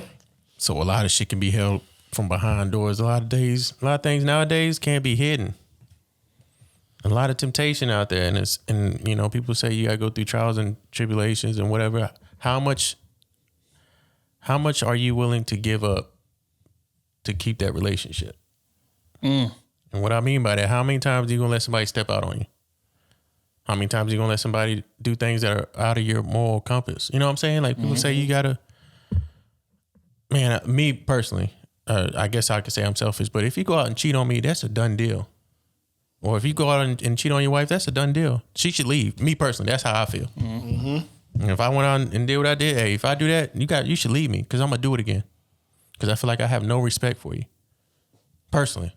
But a lot of people be like, oh, hey, you got to go through some things. You know what I'm saying? Fight for it, dude. That's just not on my plate. And I think that's how a lot of young people that are dating now feel that way. I don't think they putting up with a lot of it. I feel like a lot of women aren't putting up with that much nowadays. True. So, I mean. But what I got a sense of what they was talking about as far as like, it ain't got to be no cheating shit or nothing like that. Yeah, if it ain't that, I'm with all the other shit that they going through. Like, yeah, that's, your people don't have no merit over here. You get what I'm saying? Plus, once we get it together, we still got to go around your people. And if you've been telling your people shit, how you think they're gonna view your partner? I agree with all that. You keep all that shit to yourself. Even if it is the cheating shit and all that type of shit. You get what I'm saying? Yeah, you don't tell that to your people. None of that. But what do you put up with in the marriage? That's true. Where's the line? Where is the line? And that you draw goes to your principles. And that's your principles is this. I leave off. Hey, I'm here with my principles. The moment one of them is broken, I'm gone. And that principle gets broken a lot these days. That's the hard part. We know it's a fact. So much temptation out here. People break that. Hey. We do. If you staying, baby. So how, you know what I'm saying? Where can we draw the line? And I don't think you can. Yeah, I think it's impossible. I think it's relative. So who you and, talking and to? it's hard for the relationship nowadays to stay for that. A lot of women just say, fuck it. They rather just had a baby and not deal with it. Rather have a baby. This is facts, though. Yeah. Put you on child support, got my baby. Try to find another man again. Damn. That can treat me right. Yeah, I think, They man. can do it to me all over again. Possibly. Damn, that's fucked up. That's honest. But And women are doing it too. Yeah. Oh yeah. Yeah. Literally, I think it's like four percentage points apart in terms of the cheating aspect. But that's another kind of, they try to paint it like, oh man, just cheating is lopsided. Nah, they said they done studies. It's 28% men, 24% women cheat. So it's not that far apart. But in terms of like what they were saying, I think they were spot on. The part that spoke to me most was just remembering the little things about your partner that maybe they may sometimes forget. I think that proves how much you love somebody. I say it all the time. The true definition of love, the true definition of how much somebody cares about you is how much attention do they pay to things about you that they don't benefit from. She spoke about, hey, my husband knew I was about to go somewhere. I forget my glasses all the time. I know she gonna forget these. Let me pick these glasses up and just put them on the purse, just so they can be right there. And I find myself doing the same thing because my wife is very similar. She'll forget things, you know what I'm saying? So a lot of times I just try to put everything on that little table right by the garage door.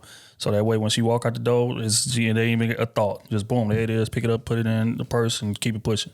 But just that thoughtfulness, attention to detail, I feel like is what's going to separate relationships that last 50 years and compared to ones that crash and burn in 6 months. It's because the level of investment here is different. A lot of people come to relationships looking for what you can do for me. Not necessarily, okay, how can I, make my spouse or my significant other's life as easy as possible, even if it's at an inconvenience for me. I say it all the time, just like, that car that may need that tire in that car that may need some air in it. You might have forgot all day, but your wife got to get up at 5 o'clock in the morning. So you out there at midnight driving to the gas station right quick to put some air in that tire, right? Because she has to drive that car tomorrow. That type of thoughtfulness, that type of attention to detail. Hey, the gas light is on. You know what I'm saying? And she may have been in a rush, wasn't able to get it done. Or vice versa. As a woman, your man got to get up for work next day. That the gas, is low or whatever. You may have to go out there and do that. You know what I'm saying? Just so he can, to ease his mind. My man just got off a 15-hour shift. You know what I'm saying? So it's that type of thing. Like, how much attention are you paying to detail about your partner? And can we make each other's life easy? And I think if y'all wake up every day with the intention of making each other's life as easy as possible, that's how you get to that 50 years. But if y'all waking up keeping tally, or if y'all waking up like, okay, what is this person doing for me? The pettiness is about to get extreme. Yeah, it's real. So it's like, if that's the case, that relationship is going to crash and burn because y'all level of investment is different. And I think that's what they were speaking to. So, salute to that. 51 years together, 49 years married is insane. But that's the goal. But going back to what Kenny and Smooth was saying, we are in a social media era, and that has to be factored in. But I think, that's a gift and a curse somewhat. It's a gift because you're able to find somebody, because you have more options, you're able to find somebody that's more compatible with you. But the curse is trying to sustain that when things go wrong in the relationship. It's like they said, things go wrong, you're not going to outside sources for us to fix an internal problem. Don't bring your family in my business. Don't bring your sister in my business, right? But the same thing goes for today. If we arguing, don't go to social media looking for a quick validation. Somebody that's going to agree with you. I'm seeing chicks posting memes and shit on their Instagram stories when they going through it with their man. And what's the purpose of that? The purpose is for a dude to come in there. What, he doing that? Oh, you deserve better than that. I can't believe this. Da, da, da, da. Men the same way. You know what I'm saying? He in his DMs hunting, or he in his DMs double tapping pictures and putting heart eye emojis under chicks, stories because him and his girl done got into it. It's that type of thing. That's the detriment that it works to. But I think it speaks to your level of commitment, speaks to your level of investment. If you can avoid doing those things and get with your partner, because let's just be honest here, most issues in a relationship can be fixed with a 10-minute conversation. But we just so prideful, and we just, again, always constantly thinking about what we deserve in comparison to what we getting.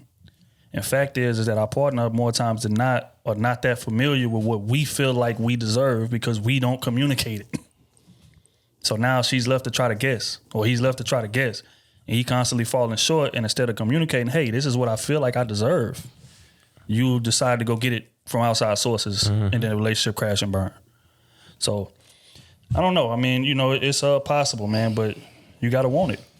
It's gonna take work. It ain't shit easy about 51 years together. It ain't nothing easy about that. But you know, at the end of the day, it's fulfilling. And seen it all. I bet everything, bro. Everything. Seen it all. 55. I want a divorce. That is insane. Y'all gotta just ride that out, gang. It's over. Y'all gotta ride that out. Hey, she should get you knocked off then. To get the insurance money. Yeah. Let me at least do some traveling with these 3 years I got left. I only got 10 years left, baby. I gotta live a little. I gotta go out, baby. I gotta go out. Ass off for that. Oh, you gonna go out all right? That is insane. I'll be right back. You gonna go out all right? We going out You can together. leave right after this. I'm telling you, dog. You can leave. When Jesus. Oh my God! All right, last one. A quick hits, man. The man making under 40K needs a chance. It's the last one of quick hits. Needs a chance. I'm gonna play it. In the arms of That's cold. That's Hold cold. on, let me get God to made me to be, which is Hold on, let me start it over. I look at a man who may be in a season of making less than $40,000 a year, but he checks off all the other things on the list. He's a leader. He's kind. He's generous. He's loyal. He's God-fearing. He's faithful. Why would I turn all that away because of the temporary pay he's making? Because if I'm really who I know God made me to be, which is a woman who can create wealth, how would I not create that for the both of us? Thoughts? That's trill right there. You sound like a mature woman. Goddamn me. You know what I'm saying? Does she talk to a guy that make 40K? But I would also say most people that make, most people are average people. Most people are average people. And most of them average people don't know like the road to even go and get some more money. You get what I'm saying? And most people need to be shown that. So yeah, you may see a nice guy. He been working his whole life. You know what I'm saying? He been working he may be 28, been working his whole life doing something, making 42,000 or some shit like that. And you come along and you just show him a different way. Now you didn't, you know what I'm saying, opened his eyes up to something better. And he was already a great man. He already was standing on principles. I don't see no problem in what she said, but you got to choose the right guy for that. You get what I'm saying? You gotta choose the guy that ain't stuck in his ways or don't want to hear nothing. No, I'm cool right here. Like he got to want to progress. You get what I'm saying? So yeah, I believe what she's saying. That could be true in a way. Yeah. Damn, Kenny, 38,000. Man, making that. You know what I'm saying? But he has, what's the word? Potential to eventually make more, but you're at 38 right now. Would you advise your daughter in a situation like that to stay with him? Or would you advise her to go out there and meet somebody that's already on her level? He's already at the average of what a black man makes out here. Most black men don't even get to 60K until they 55, That's 50 real, years old. This is a fact. Everybody out here act like they making 60,000 a year, and the stats say you're not doing that. Not doing that. So stop lying. Stop lying. Stop making up these false narratives of what you're doing. Just be okay with that. That's still a good amount of money. The only thing I have with that is that she's an entrepreneur. She makes wealthy people out, whatever. If he starts out at 40K and only hits 70K, when will it be enough for her? I see what you're saying. You know what I'm saying? What That's if he's still putting in all this work, putting this all? That's the question. Hey, I make 70K, but I got to put in some more work. I'm tired. I'm comfortable with 70K. Especially because she's elevating too, so she gonna expect. I don't need the Ferraris. I don't need the Lambos. I don't need the Birkin bags. I'm cool with that. I'm cool with this nice crib. That on might the be corner. that might be the only problem you have with somebody that's making 40K, because most of them they country boys. They like to go fishing, like to chill at the home, live a country. They don't like that lavish shit too much. You know what I'm saying? Mm-hmm. Or even if he does like lavish stuff, maybe he doesn't want to put in that much work to make the million. I don't know. Right. I think it's hard pushing somebody there to, and if they don't reach that potential that you thought they was supposed to reach. how that affects your relationship. Yeah, I would ask what would be her threshold. Like, what is the stopping point for that man? Because if financially you're already making a lot of money and he's making $40K, but he has everything else, what's the problem? I think there's got to be a compromise somewhere in there. What's the problem? But let's say she's not making a lot of money. Oh, well, she's making about 45. Oh, 50. she said she was the wealthy one. She said she has. So that's what I'm taking from it. Okay. You know what I'm saying? Now, if she's making 45 and you're making 40, hey, y'all both doing good. Y'all got 80, 85. Yep. I mean, it's there's no perfect partner. Yeah. Nobody's perfect. I mean, it's not everybody's making millions of dollars, and these Instagram, social media is a big trick on a lot of people these days, and Twitter. You could buy a fake Louis bags. You could buy a fake bag, Louis. You can buy fake purchase everything. bags. You can buy fake everything. You can, everything. You see these rappers with all these cars and stuff. They're all leased. And most of them ain't even paying the lease. What's his name? Moneybag Yo say I used to wear fake jewelry, man. Like this is people didn't know that. That's the type of game you don't know that until it come out their mouth. Ocho said it too. Ocho said the same. He said, "Bro, I'm making millions. Why would I go out there and spend millions of dollars on jewelry? People gonna expect it to be real anyway. I'm already a millionaire. They know I play in the league. Why would I do that?" And it made a lot of sense when he said. He said, "I used to buy my earrings from Claire's. I'm not going to spend $20,000, $50,000 on earrings that I'm gonna probably lose in 2 weeks." So, you got to look at living a comfortable life first, and then maybe trying to go a little bit further. But yeah, I agree. I think social media created just an unrealistic expectation. And again, like I said earlier, people spend 9 to 10 hours a week on their phone, and some people more than that. You know what I'm saying? So it's like they constantly just getting fed this lifestyle because they following the Kardashians, they following rappers, they following, entertainers and athletes and things like that, and they seeing these Lambos and these McLarens and these, Rolls Royces, and hey, this is what I want, this is what I need, this is my floor, this is my, this is the area that I'm trying to be in. So if you run into a guy that's making 40,000, 45,000, he could be a stand-up dude, take care of his kids, like go to work every day, be solid, don't cheat on you, faithful, all that, value that. But more times than not, she'll look at that man as one, boring, and two, not making enough money. Because he ain't on boats and yachts like I'm seeing Moneybag Yo on right now. Or he ain't, buying his girl a brand new Jeep Trackhawk like I'm seeing G Herbo doing for his girl, or Lil Durk doing for his girl, and different things like that. So it's like, if he ain't on that level, then he is beneath me, even though I'm only making 50.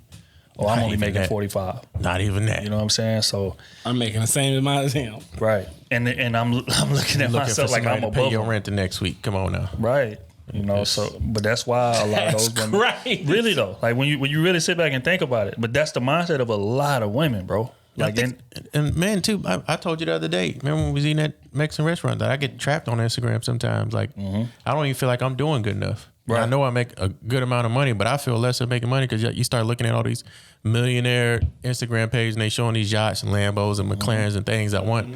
Like, fuck, I'm not doing enough. Right. And when in reality, I'm doing better than a lot of people in this world, and I need to take appreciation to that. Yeah. You know what I'm saying? I think a lot of people need to do that. A lot of men, who are making, 50,000, 60,000. You are doing better than a lot of people out here. You have a job. You have something to go for. So be comfortable and understanding of that and be happy for that. And then proceed to do other things. But a lot of us get down on ourselves when we see all these other people doing things that we can't do right now. Or we're not doing. Or might not ever be able to do.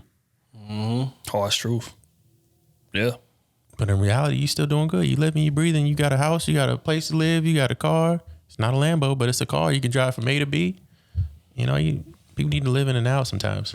What's wild is a lot of times we'll try to tie it to, hey man, I'm doing this for my family, I'm doing this for my wife. But a lot of times your girl is completely good with where you are. But in your head, you thinking, okay, she looking at Instagram, she's expecting, this nice ass bag, so I need to bust my ass even harder. But she just happy that y'all in a healthy relationship and, bills is taken care of, y'all got a nice place to live, a car too, and she good with that. But in your head as a man, you just like you just said, I ain't doing enough. I gotta be able to take my girl on yachts, every week or every month and different things like that, private jets, all type of shit like that. But you're right. The harsh reality is most people will never see that, will never reach that on a consistent basis. And does that make you a failure? No, because the national average is what it is. I think it's 43,000 or something like that. 42. So, you know. And that's at the age of, I think, like 30 or something like that. It ain't a young age. Yeah. I'm talking about you got to be up there in age to be making $60,000 a year as a black man. Yeah. Which is, you know, which is insane when you really think about it. But yeah, so, you know, that's the scenario that we find ourselves in. Unfortunately, man, we got to do better. Prayers for all parties involved. Get a communication degree and African American Studies degree, man, and hope and pray that a museum open up in your city. Museum. We not doing that. Let y'all do that. No, we not doing that. African American Studies might be the title of this part. Dr. Umar gonna come over here and kick your ass. That's a fact. But again, that has been Steven ass. Wow. Stole on people money. Yeah, man. That has been Quick Hits brought to you by B-Box, man. Salute to the plug, man. We appreciate y'all. And salute to everybody that been tagging and posting, man. We appreciate y'all. That's real. We're going to get into the advice column. First one from E-Dub, Patreon member. E-Dub talking about. All right, bro. Say what's good, crew. It's E-Dub. I'm new to the sleeves. Been watching y'all on YouTube and added the pod. Man, y'all funny, but got great advice. Here's my question. I'm considering divorce. So Kenny, if you're there, Smooth and AC, let me get the truth. Oh, you two, you'll be married next. My wife of 4 years, we've been together for 10. We both 31. We've had a lot of ups and downs dealing with family involvement and dating and marriage, mostly her mom. From just controlling her in different ways and me feeling the low-key disrespect, I believe, and I'm with you, not your family. But she hasn't put that boundaries up for. For it's been money issues, trying to teach her how to save and not just buy everything just on I work for it so I can buy stuff. But we live in check to check as her a lawyer of 4 years and me a mailman of 9 years. Can't break her habits from her upbringing and eating out every day and shopping all day online or in stores and thinking we can ask her mom or mines who don't have it like that to give. She will want to eat out and hardly cook. She ain't got to cook 7 days a week, but 3 to 4 days ain't bad. Sex has been a problem from the beginning, and I try to work with her, but get left in the dark when I try to get her to communicate for understanding. From not being able to slide in, holding her while she cries in that moment because she would beat herself up about and different stuff once we were able to get it in. In the marriage, it's been dropping dramatically. We went from 4 months without sex, and when I brought it up, it's like I'm the only one who had a problem. It's been that long. Going down, that's even less. So I would, going down, oral sex has been even less time. I would have to pull teeth to get that. So it's put a struggle on the marriage and a resentment. I stepped out on her last November, and I recently came out 2 months ago to do my best friend mom. Long story. Wait, what? What? Wow! Wait! No. We gotta redo that. Redo that, please. He said, I stepped out on her last November, and it recently came out 2 months ago. Okay. Due to my best friend mom. So his best friend mom told on his best friend's mom. Okay. Snitch. Because I thought he hit the best friend mom. How did the best friend's mom? Oh, we keep on going. Okay. Long story on that. But she wants to move past the cheating. But before that came out, I told her divorce was on my mind. I feel shitty for her because she is also pregnant and due October 6th. Oh, fam.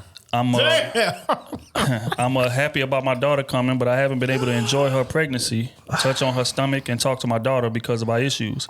I will be here for my daughter no matter what happens. I know the feeling of no father, 31 years just connected with him and trying to move forward. Yes, I've continually tried communicating things that bother me in a marriage, and when I do, her same habit of do something long enough till you stop bringing it up, then stop, or sweeping under the rug, arguing and flipping stuff on me. I'm fed up. I felt my feelings for her cut off. I didn't want her touching me, kissing, nor sex. I feel terrible after we do. I want to leave. She's now trying to do stuff that I said was a problem, but I don't trust this will stick, and only because I mentioned divorce. When I said the same stuff without divorce talk, now you want to change. So what should I do? We've been to marriage counseling 3 different ones. 2 were pastors. One we left because she got offended over something about her mom that wasn't really directed to her mom. The second I said we ain't going because he tricked me to bring us to another church service to hear him preach. All me to laugh, my bad. Stay in it. It's not about how you feel. God don't like divorce. But I don't believe God wants you to stay miserable in a marriage either. We are going to individual counseling now, and I'm learning more about me. There's some stuff I'm not happy about or want anymore. Plus, AC, I know you said fellas don't do this, but I met someone at work, and it's and it's been all natural connection and chemistry with this new woman. Communication with her is good. We clicked when we started conversing at work. When it got to the phone convo, it was the same. We've been talking since January. I did hit it. I'm not gonna lie. Sex chemistry was on point. Sex chemistry was on point. I'm really feeling this woman way more than I am my wife, even when we was dating. But I don't want to fuck something good up for me because I'm looking at a few hours in convo together versus years, or miss out on something that's better for me because I'm putting her thoughts, happiness, and feelings above mine and putting myself on the back burner. What should I do? God damn. That's wow. That's a lot to intake. That's a lot.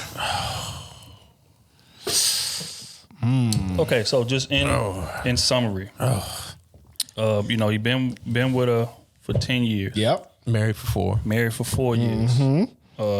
She's a lawyer. He's a mailman. They've been having trouble because her mom is too involved in the relationship. And she spends money frivolously, recklessly. He tries to control it, try to be the man of the house.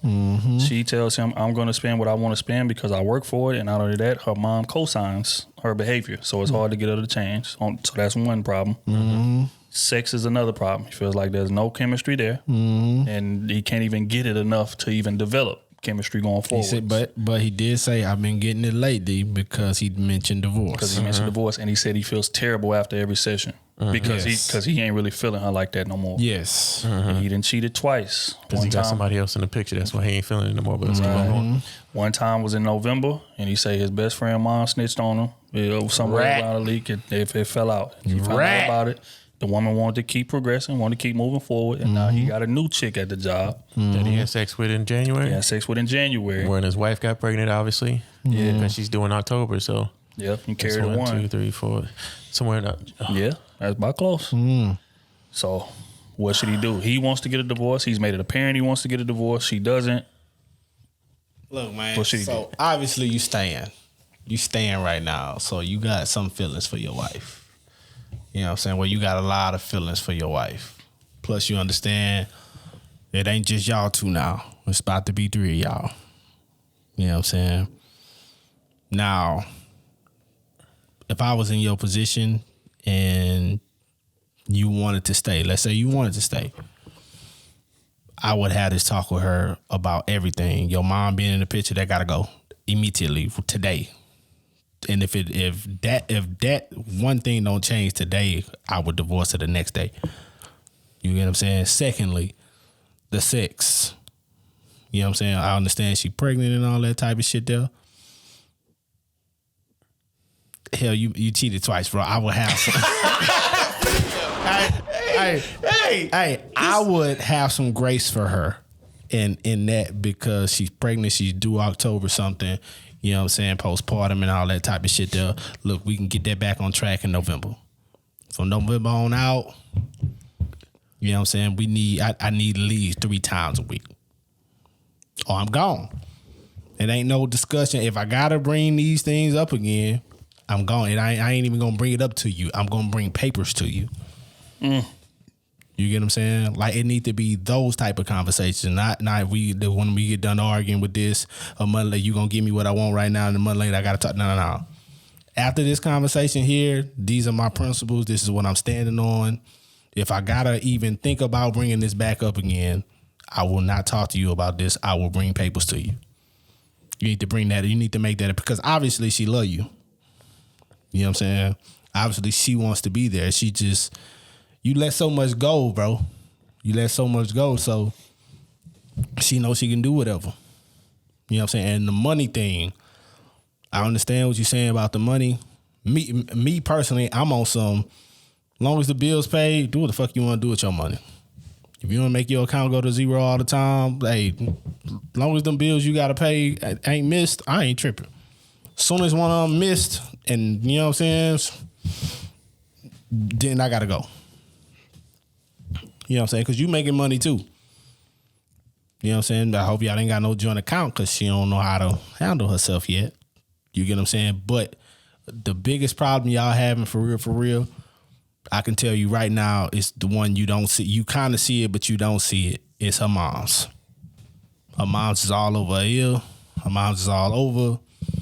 You need to dead that right then. And if she can't let that go, bro, you need to not ever argue with her again. Just go get a divorce. Yeah, because there's 3 of y'all in that relationship. If you don't know, it's 3 of y'all. And obviously the other voice weighs more than your voice. And you don't need to be there for that. Your voice need to weigh heavy on everything that go around there. Matter of fact, it need to weigh the heaviest. And that's the only voice she need to cherish in a way. Let me provide some context. Does that change because his wife makes more money than him? No, because he makes enough to take care of himself. Well, just because she's a lawyer doesn't mean she makes a lot of money. Exactly. Just because not all lawyers make a lot of money. Exactly. And mailmans make pretty good money too. Exactly. He make enough money to take care of himself. So we can't assume she's making more than him. We can't do that. I just presented a question. We can't. Does that change in terms of who has the heaviest voice? If his wife makes more money? No, that don't change. So I'm still stuck on the fact, bro. The best friend mom came and told how the best friend mom came. There's more to this story than he's leaving out, fam. Gotta be. There's more because ain't no way my best friend's mom would go to my wife and tell my wife something. But he says it's a long story. So there's some other shit that he's leaving out that he fucked up on. That's what I'm getting at. It's most shit I know you fucked up on. And you still fucking up now. We're gonna keep it a bean. You talking to your coworker and shit. That should have been dead. Don't ever do that, bro. Like that's where you make your money at. You have no fucking clear mindset right now. Mm-hmm. The girl you talking to at work is your work wife. That's there whenever both of y'all at a place that y'all hate to be at, but whenever y'all see each other, y'all cool because y'all just vibe like that. Y'all ain't never lived together. Y'all ain't done nothing. Y'all just fucked. That's it. It's totally different when you get in a room and you got to be with that person 24/7, 7 days a week. You know this. You married. You know this. And she only know about the first time you cheated. I bet she don't know about the second time your work wife. No. Niggas trying to turn the work wife to the real wife. You know That's what I'm saying? That's 2 mess ups you didn't have right there. Yeah. Like, nah, bro. And you obviously still love her because you ain't brought the papers out. You just say, I'm thinking about getting a divorce. I'm thinking about getting a divorce. I'm thinking about getting a divorce. And now she's finally coming around trying to do it, obviously, because she's emotional and she's pregnant now. Mm-hmm. So she's trying to try to do whatever because she doesn't want to be a single mother, obviously. Mm-hmm. No, that's what I'm thinking. Mm-hmm. I don't want to assume them, but that's what I'm thinking. So she's going to try to do the things that she can do now. But it's hard to make a decision now when a woman's pregnant. She's emotionally vulnerable. Yeah, and now you're emotionally vulnerable too. Actually, I think you're more emotionally vulnerable than her. Because you're sitting there dealing with 2 women, and one of them is pregnant. One of them, obviously, you're fertile. So if you're fucking with this one at work, y'all fucking a lot. And I bet y'all not using protection. So now you're taking 2 risks. You should leave that alone, bro. Damn, what does she pop up? Ooh. You know what I'm saying? Like you putting yourself in a hard predicament, bro. You need to clean your slate clear. Say what you gotta say. Tell her what you're doing. Tell her you cheated again. Clear the whole slate. I don't know about that. Right now, not right now. Yeah, that's get the pregnancy over with. Yeah. Get the pregnancy over with. Give it, I don't know how long because I've never done with a woman that's pregnant, but I say give it 6 months, maybe. Yeah, we talk after the postpartum. After postpartum. About 6 weeks, 6 to 8 weeks typically. Some can last longer. Okay, so give it like 2.5 months. That's why I said November. And then bring up what? November. She do October 6th. She talking about November 6th. So in the November, he be straight. In the November, December. November's a month away from October. But you gotta realize December is gonna be heavy on family shit. That's why I said 2.5 months. 2.5 months. That puts you in January. Might be February. It can't be February. Valentine's Day. God damn. It might need to be March. It might need to be March. It might need to be March. What I'm saying is clear the slate. Clear the slate. And make it clear, hey, this is like you said, hey, tell her your mom can't be involved. When it comes to finances, get a joint account, but that's for the bills. Yeah. Cut out, hey, this is what I want, this is what you want. Hey, and then you keep your side of what you want to go spend your money, do. You want to eat out all the time, buy with your card. Do that. But in this joint account, this comes out for our bills. Hey, and all credit cards need to have both of y'all names. No. Yes. Why? Well, the reason why I would say why y'all married. No. And you got to understand if she let's say because if she's a wild spender and your name is on that card, they'll come after you for that money. That's true. But he can also monitor that money. What monitor is gonna do? Ain't gonna stop her from spending the card. I cut the card off. Okay, now that affects your credit your credit balance even worse. I cut the card off because when you cancel a card, that goes against your credit. You know what I'm saying? So it's don't even put yourself in that situation. Don't put if she wants a credit card, put it on her thing. That's true. But if you get a divorce, let's say she rack up 8,000, 10,000 in debt. Yeah, that's not on you. Both of you. Yes, it no, is when you married. I went through a divorce. My wife had a credit card. Both of y'all on the hook for that. No, we're not. You did the divorce over there. You didn't do it here. No, I got married in the States. You can't divorce in the Japan law. You go divorce in the States, man. We read the thing, bro. How you gonna tell somebody that got a divorce? It's on both of us. How you gonna tell somebody that got a divorce? You was gone. Okay. What I'm saying is, if you put the credit card in your name, it's a bad decision. That's true too. That is true. Don't do that. But hey, bro, you need. If she want to spend that money, hey, they gonna come after her for that bread, bro. He dealing with a lot over there, boy. He is, but I think he's doing a lot, and he's putting a lot more pressure on himself. But yeah, I think you let it get too far. Mm-hmm. You know, at the end of the day, that's why it's so important to impose the type of leadership, the type of program that you're gonna be under. Because when you don't, then you leave it to your partner to do, and that's what happened. And not only did she do it, her mama played a significant role in it, right? So the ditch is dug, but it's not a situation where again, hey, it is what it is. I'm just gonna stay here. I would never advise that. But what I'm saying is, and the thing is, he said they went to counseling 3 times from 3 different people. So if you don't went to counseling 3 times, 3 different people, y'all doing individual counseling now, and it's still not working. I mean, look, man, I feel like the writing is on the wall, and I hate telling people, especially married people, hey, man, get a divorce. Because there are a lot of effects from that, and we are creating a broken home. That's just what's about to happen. Hey, the only reason why I'm not telling them to get a divorce because the decision right now is not him. It's not him solely making the decision. He got outside forces clouding his decisions to do things. But the only reason that I can't say that is because of how he described it. He been wanting a divorce for a while. That's true. These situations have come on the cusp of him wanting the divorce and saying, you know what, forget it, I'm going to stay and try to make it work, but I really want to go. And then he's violating, but that's because mentally he already checked out. But he's trying to keep hope alive that maybe it can turn around. And it's not. It's getting worse. Especially she got a kid on and you got a whole side chick at the job. Like it's in the worst possible state it could be at this point. It is. And y'all have done 4 rounds of counseling. That is from 5 different counselors. And we can't get this shit on the same page? That's because her mama was in the counseling. Her mom was showed up in different outfits. Her mom was showed up in different outfits. That's real, fool. This preacher shit. He said the preacher trying to finesse him to get him to join the flock. These niggas say, hey, y'all wonder why I don't go. Hey, y'all wonder why I don't go. Hey, I don't mean to laugh at your situation, man. Hey, her mama was the counselor too. That's counseling. Hey, when they go I don't home, recommend she divorce, go to her but mom's you got and get some more counseling. You got 3 different opinions from 3 different men. 5. They went to 3 together and they got 2 individual counselors. I'm talking about us. Okay. Oh, okay. You got 3 okay. from this question. This what you got from us. You take it how you want to take it from there, bro. Yeah. But you put yourself. I'm saying this though, just real quick as the last word. Her relationship with her mom is not gonna change. I'm gonna just put that out there.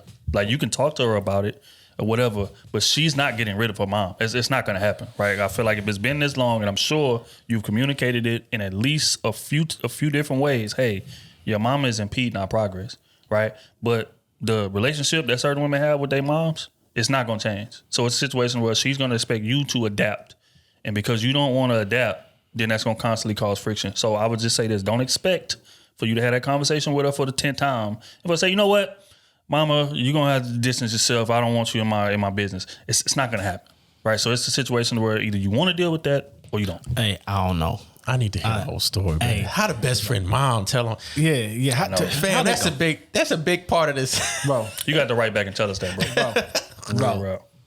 Bro. No, tell your wife to write us because I want to hear her side. Yeah. Bro, That's what I want to hear, bro. There's two sides. There's three sides to every story. Please, every side of the truth. It's one side. It's Damn, the truth. It's one side, and everything else is some bullshit. That's honest, I can't man. believe that, dog. I can't believe all of what he going through, bro. Like that's fucking nuts, bro. But it's not uncommon, man.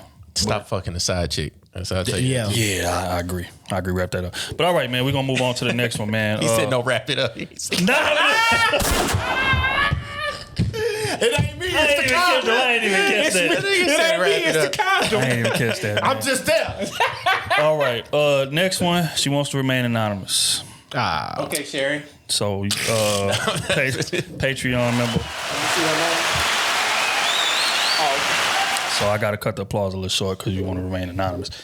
She said, I need some advice. Okay. I've been dealing with this guy on and off for 2 years. I'm at a point in my life where I want more. I need clarity as to what we are really doing this time. I just feel like it shouldn't take for me getting mad and cutting him off just for him to want to do for me, such as going on dates and spending quality time together. I'm not going to lie. I've never been in my feelings about anyone because the old me would have got the hell on the first time I noticed red flags. I found out he was sleeping with another girl while we were off. But apparently over the years, we're on and off and he was dealing with her. The crazy thing about this situation is the other girl did my hair for me. Damn. I found out all of this when I posted him on my Snapchat story 4th of July weekend. Of course, I'm not mad at the woman, but I would have respected him more if he told me ahead of time when I mentioned getting my hair done by her. I just feel like real men don't carry on that way. Another thing, if I post a pic on social media, he's quick to say I'm seeking attention, but he's quick to heart other bitches' posts. I have plenty of admirers, but I'm stuck on his ass. I feel like this shit slowly coming to an end. I deserve more than this. He has 2 kids already and I have none. Damn. What should I do?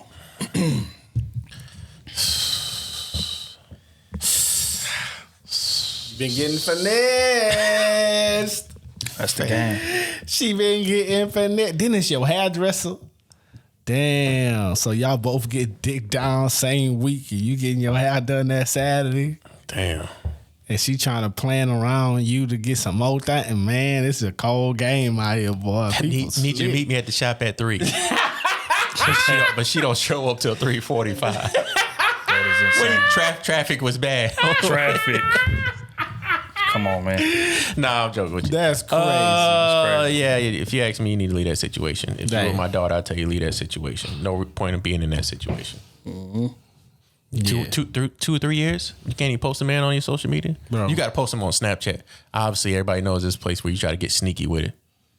Bro. So you can't even post him on Snapchat without somebody coming at your shit, and then you post him on Instagram. He's obviously insecure because he's probably doing something on the back end, behind your back. Yeah.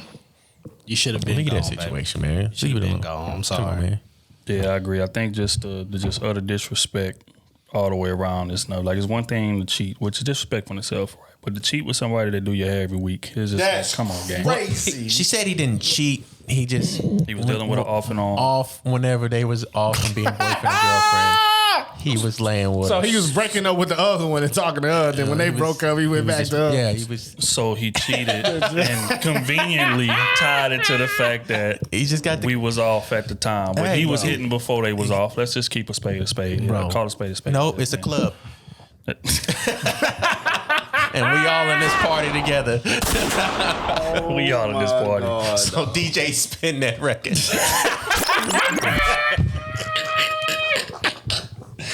No, but I got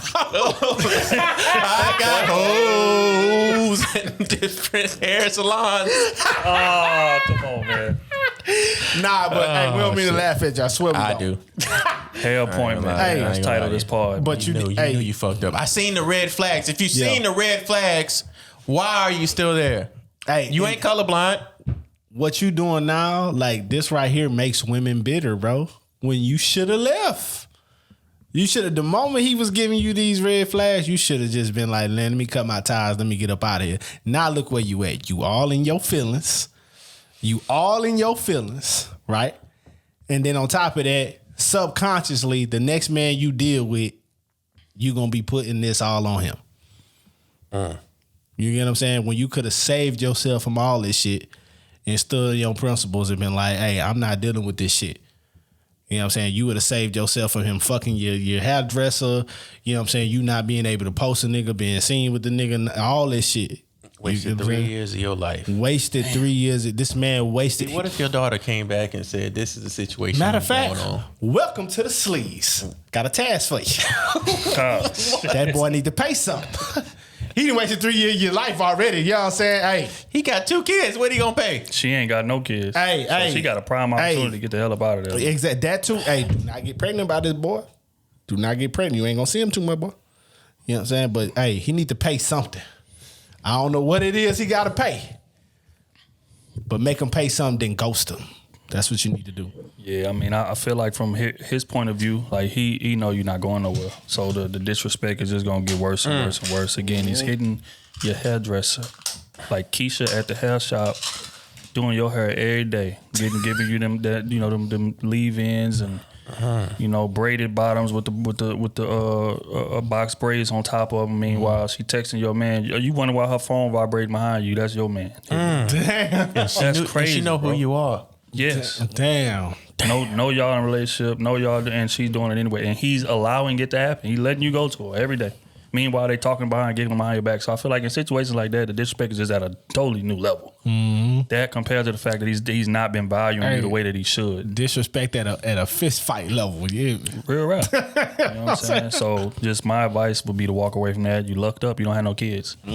Don't let that enter into the equation, because then it's gonna get way more complicated. You said yourself, the old me will be gone. It's a reason for that.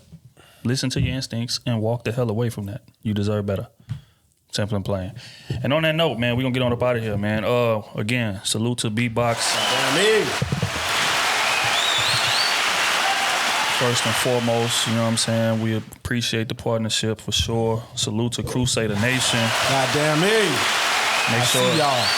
Hey, make sure that y'all tapped into the YouTube live streams, man. We want to see more of y'all in there. We on YouTube Live, 9:30 p.m. Central every Wednesday. Make sure that y'all tapped in. We need to see leaves all through the chat. Need to see y'all represented, man. We definitely appreciate it. Bring a friend with y'all, goddamn me. That's a fact. Again, Ricky Romance is out, taking care of family business, but he gonna be back next week, man, and we gonna keep this thing rocking. Battle of the Sexes has been shot. It's in the process of being edited. We'll be out very, very, very soon. I don't have a date just yet, but when we do, y'all will know.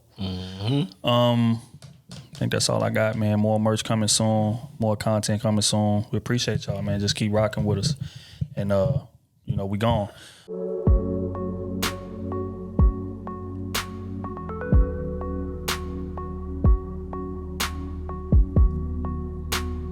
She was just there for the season.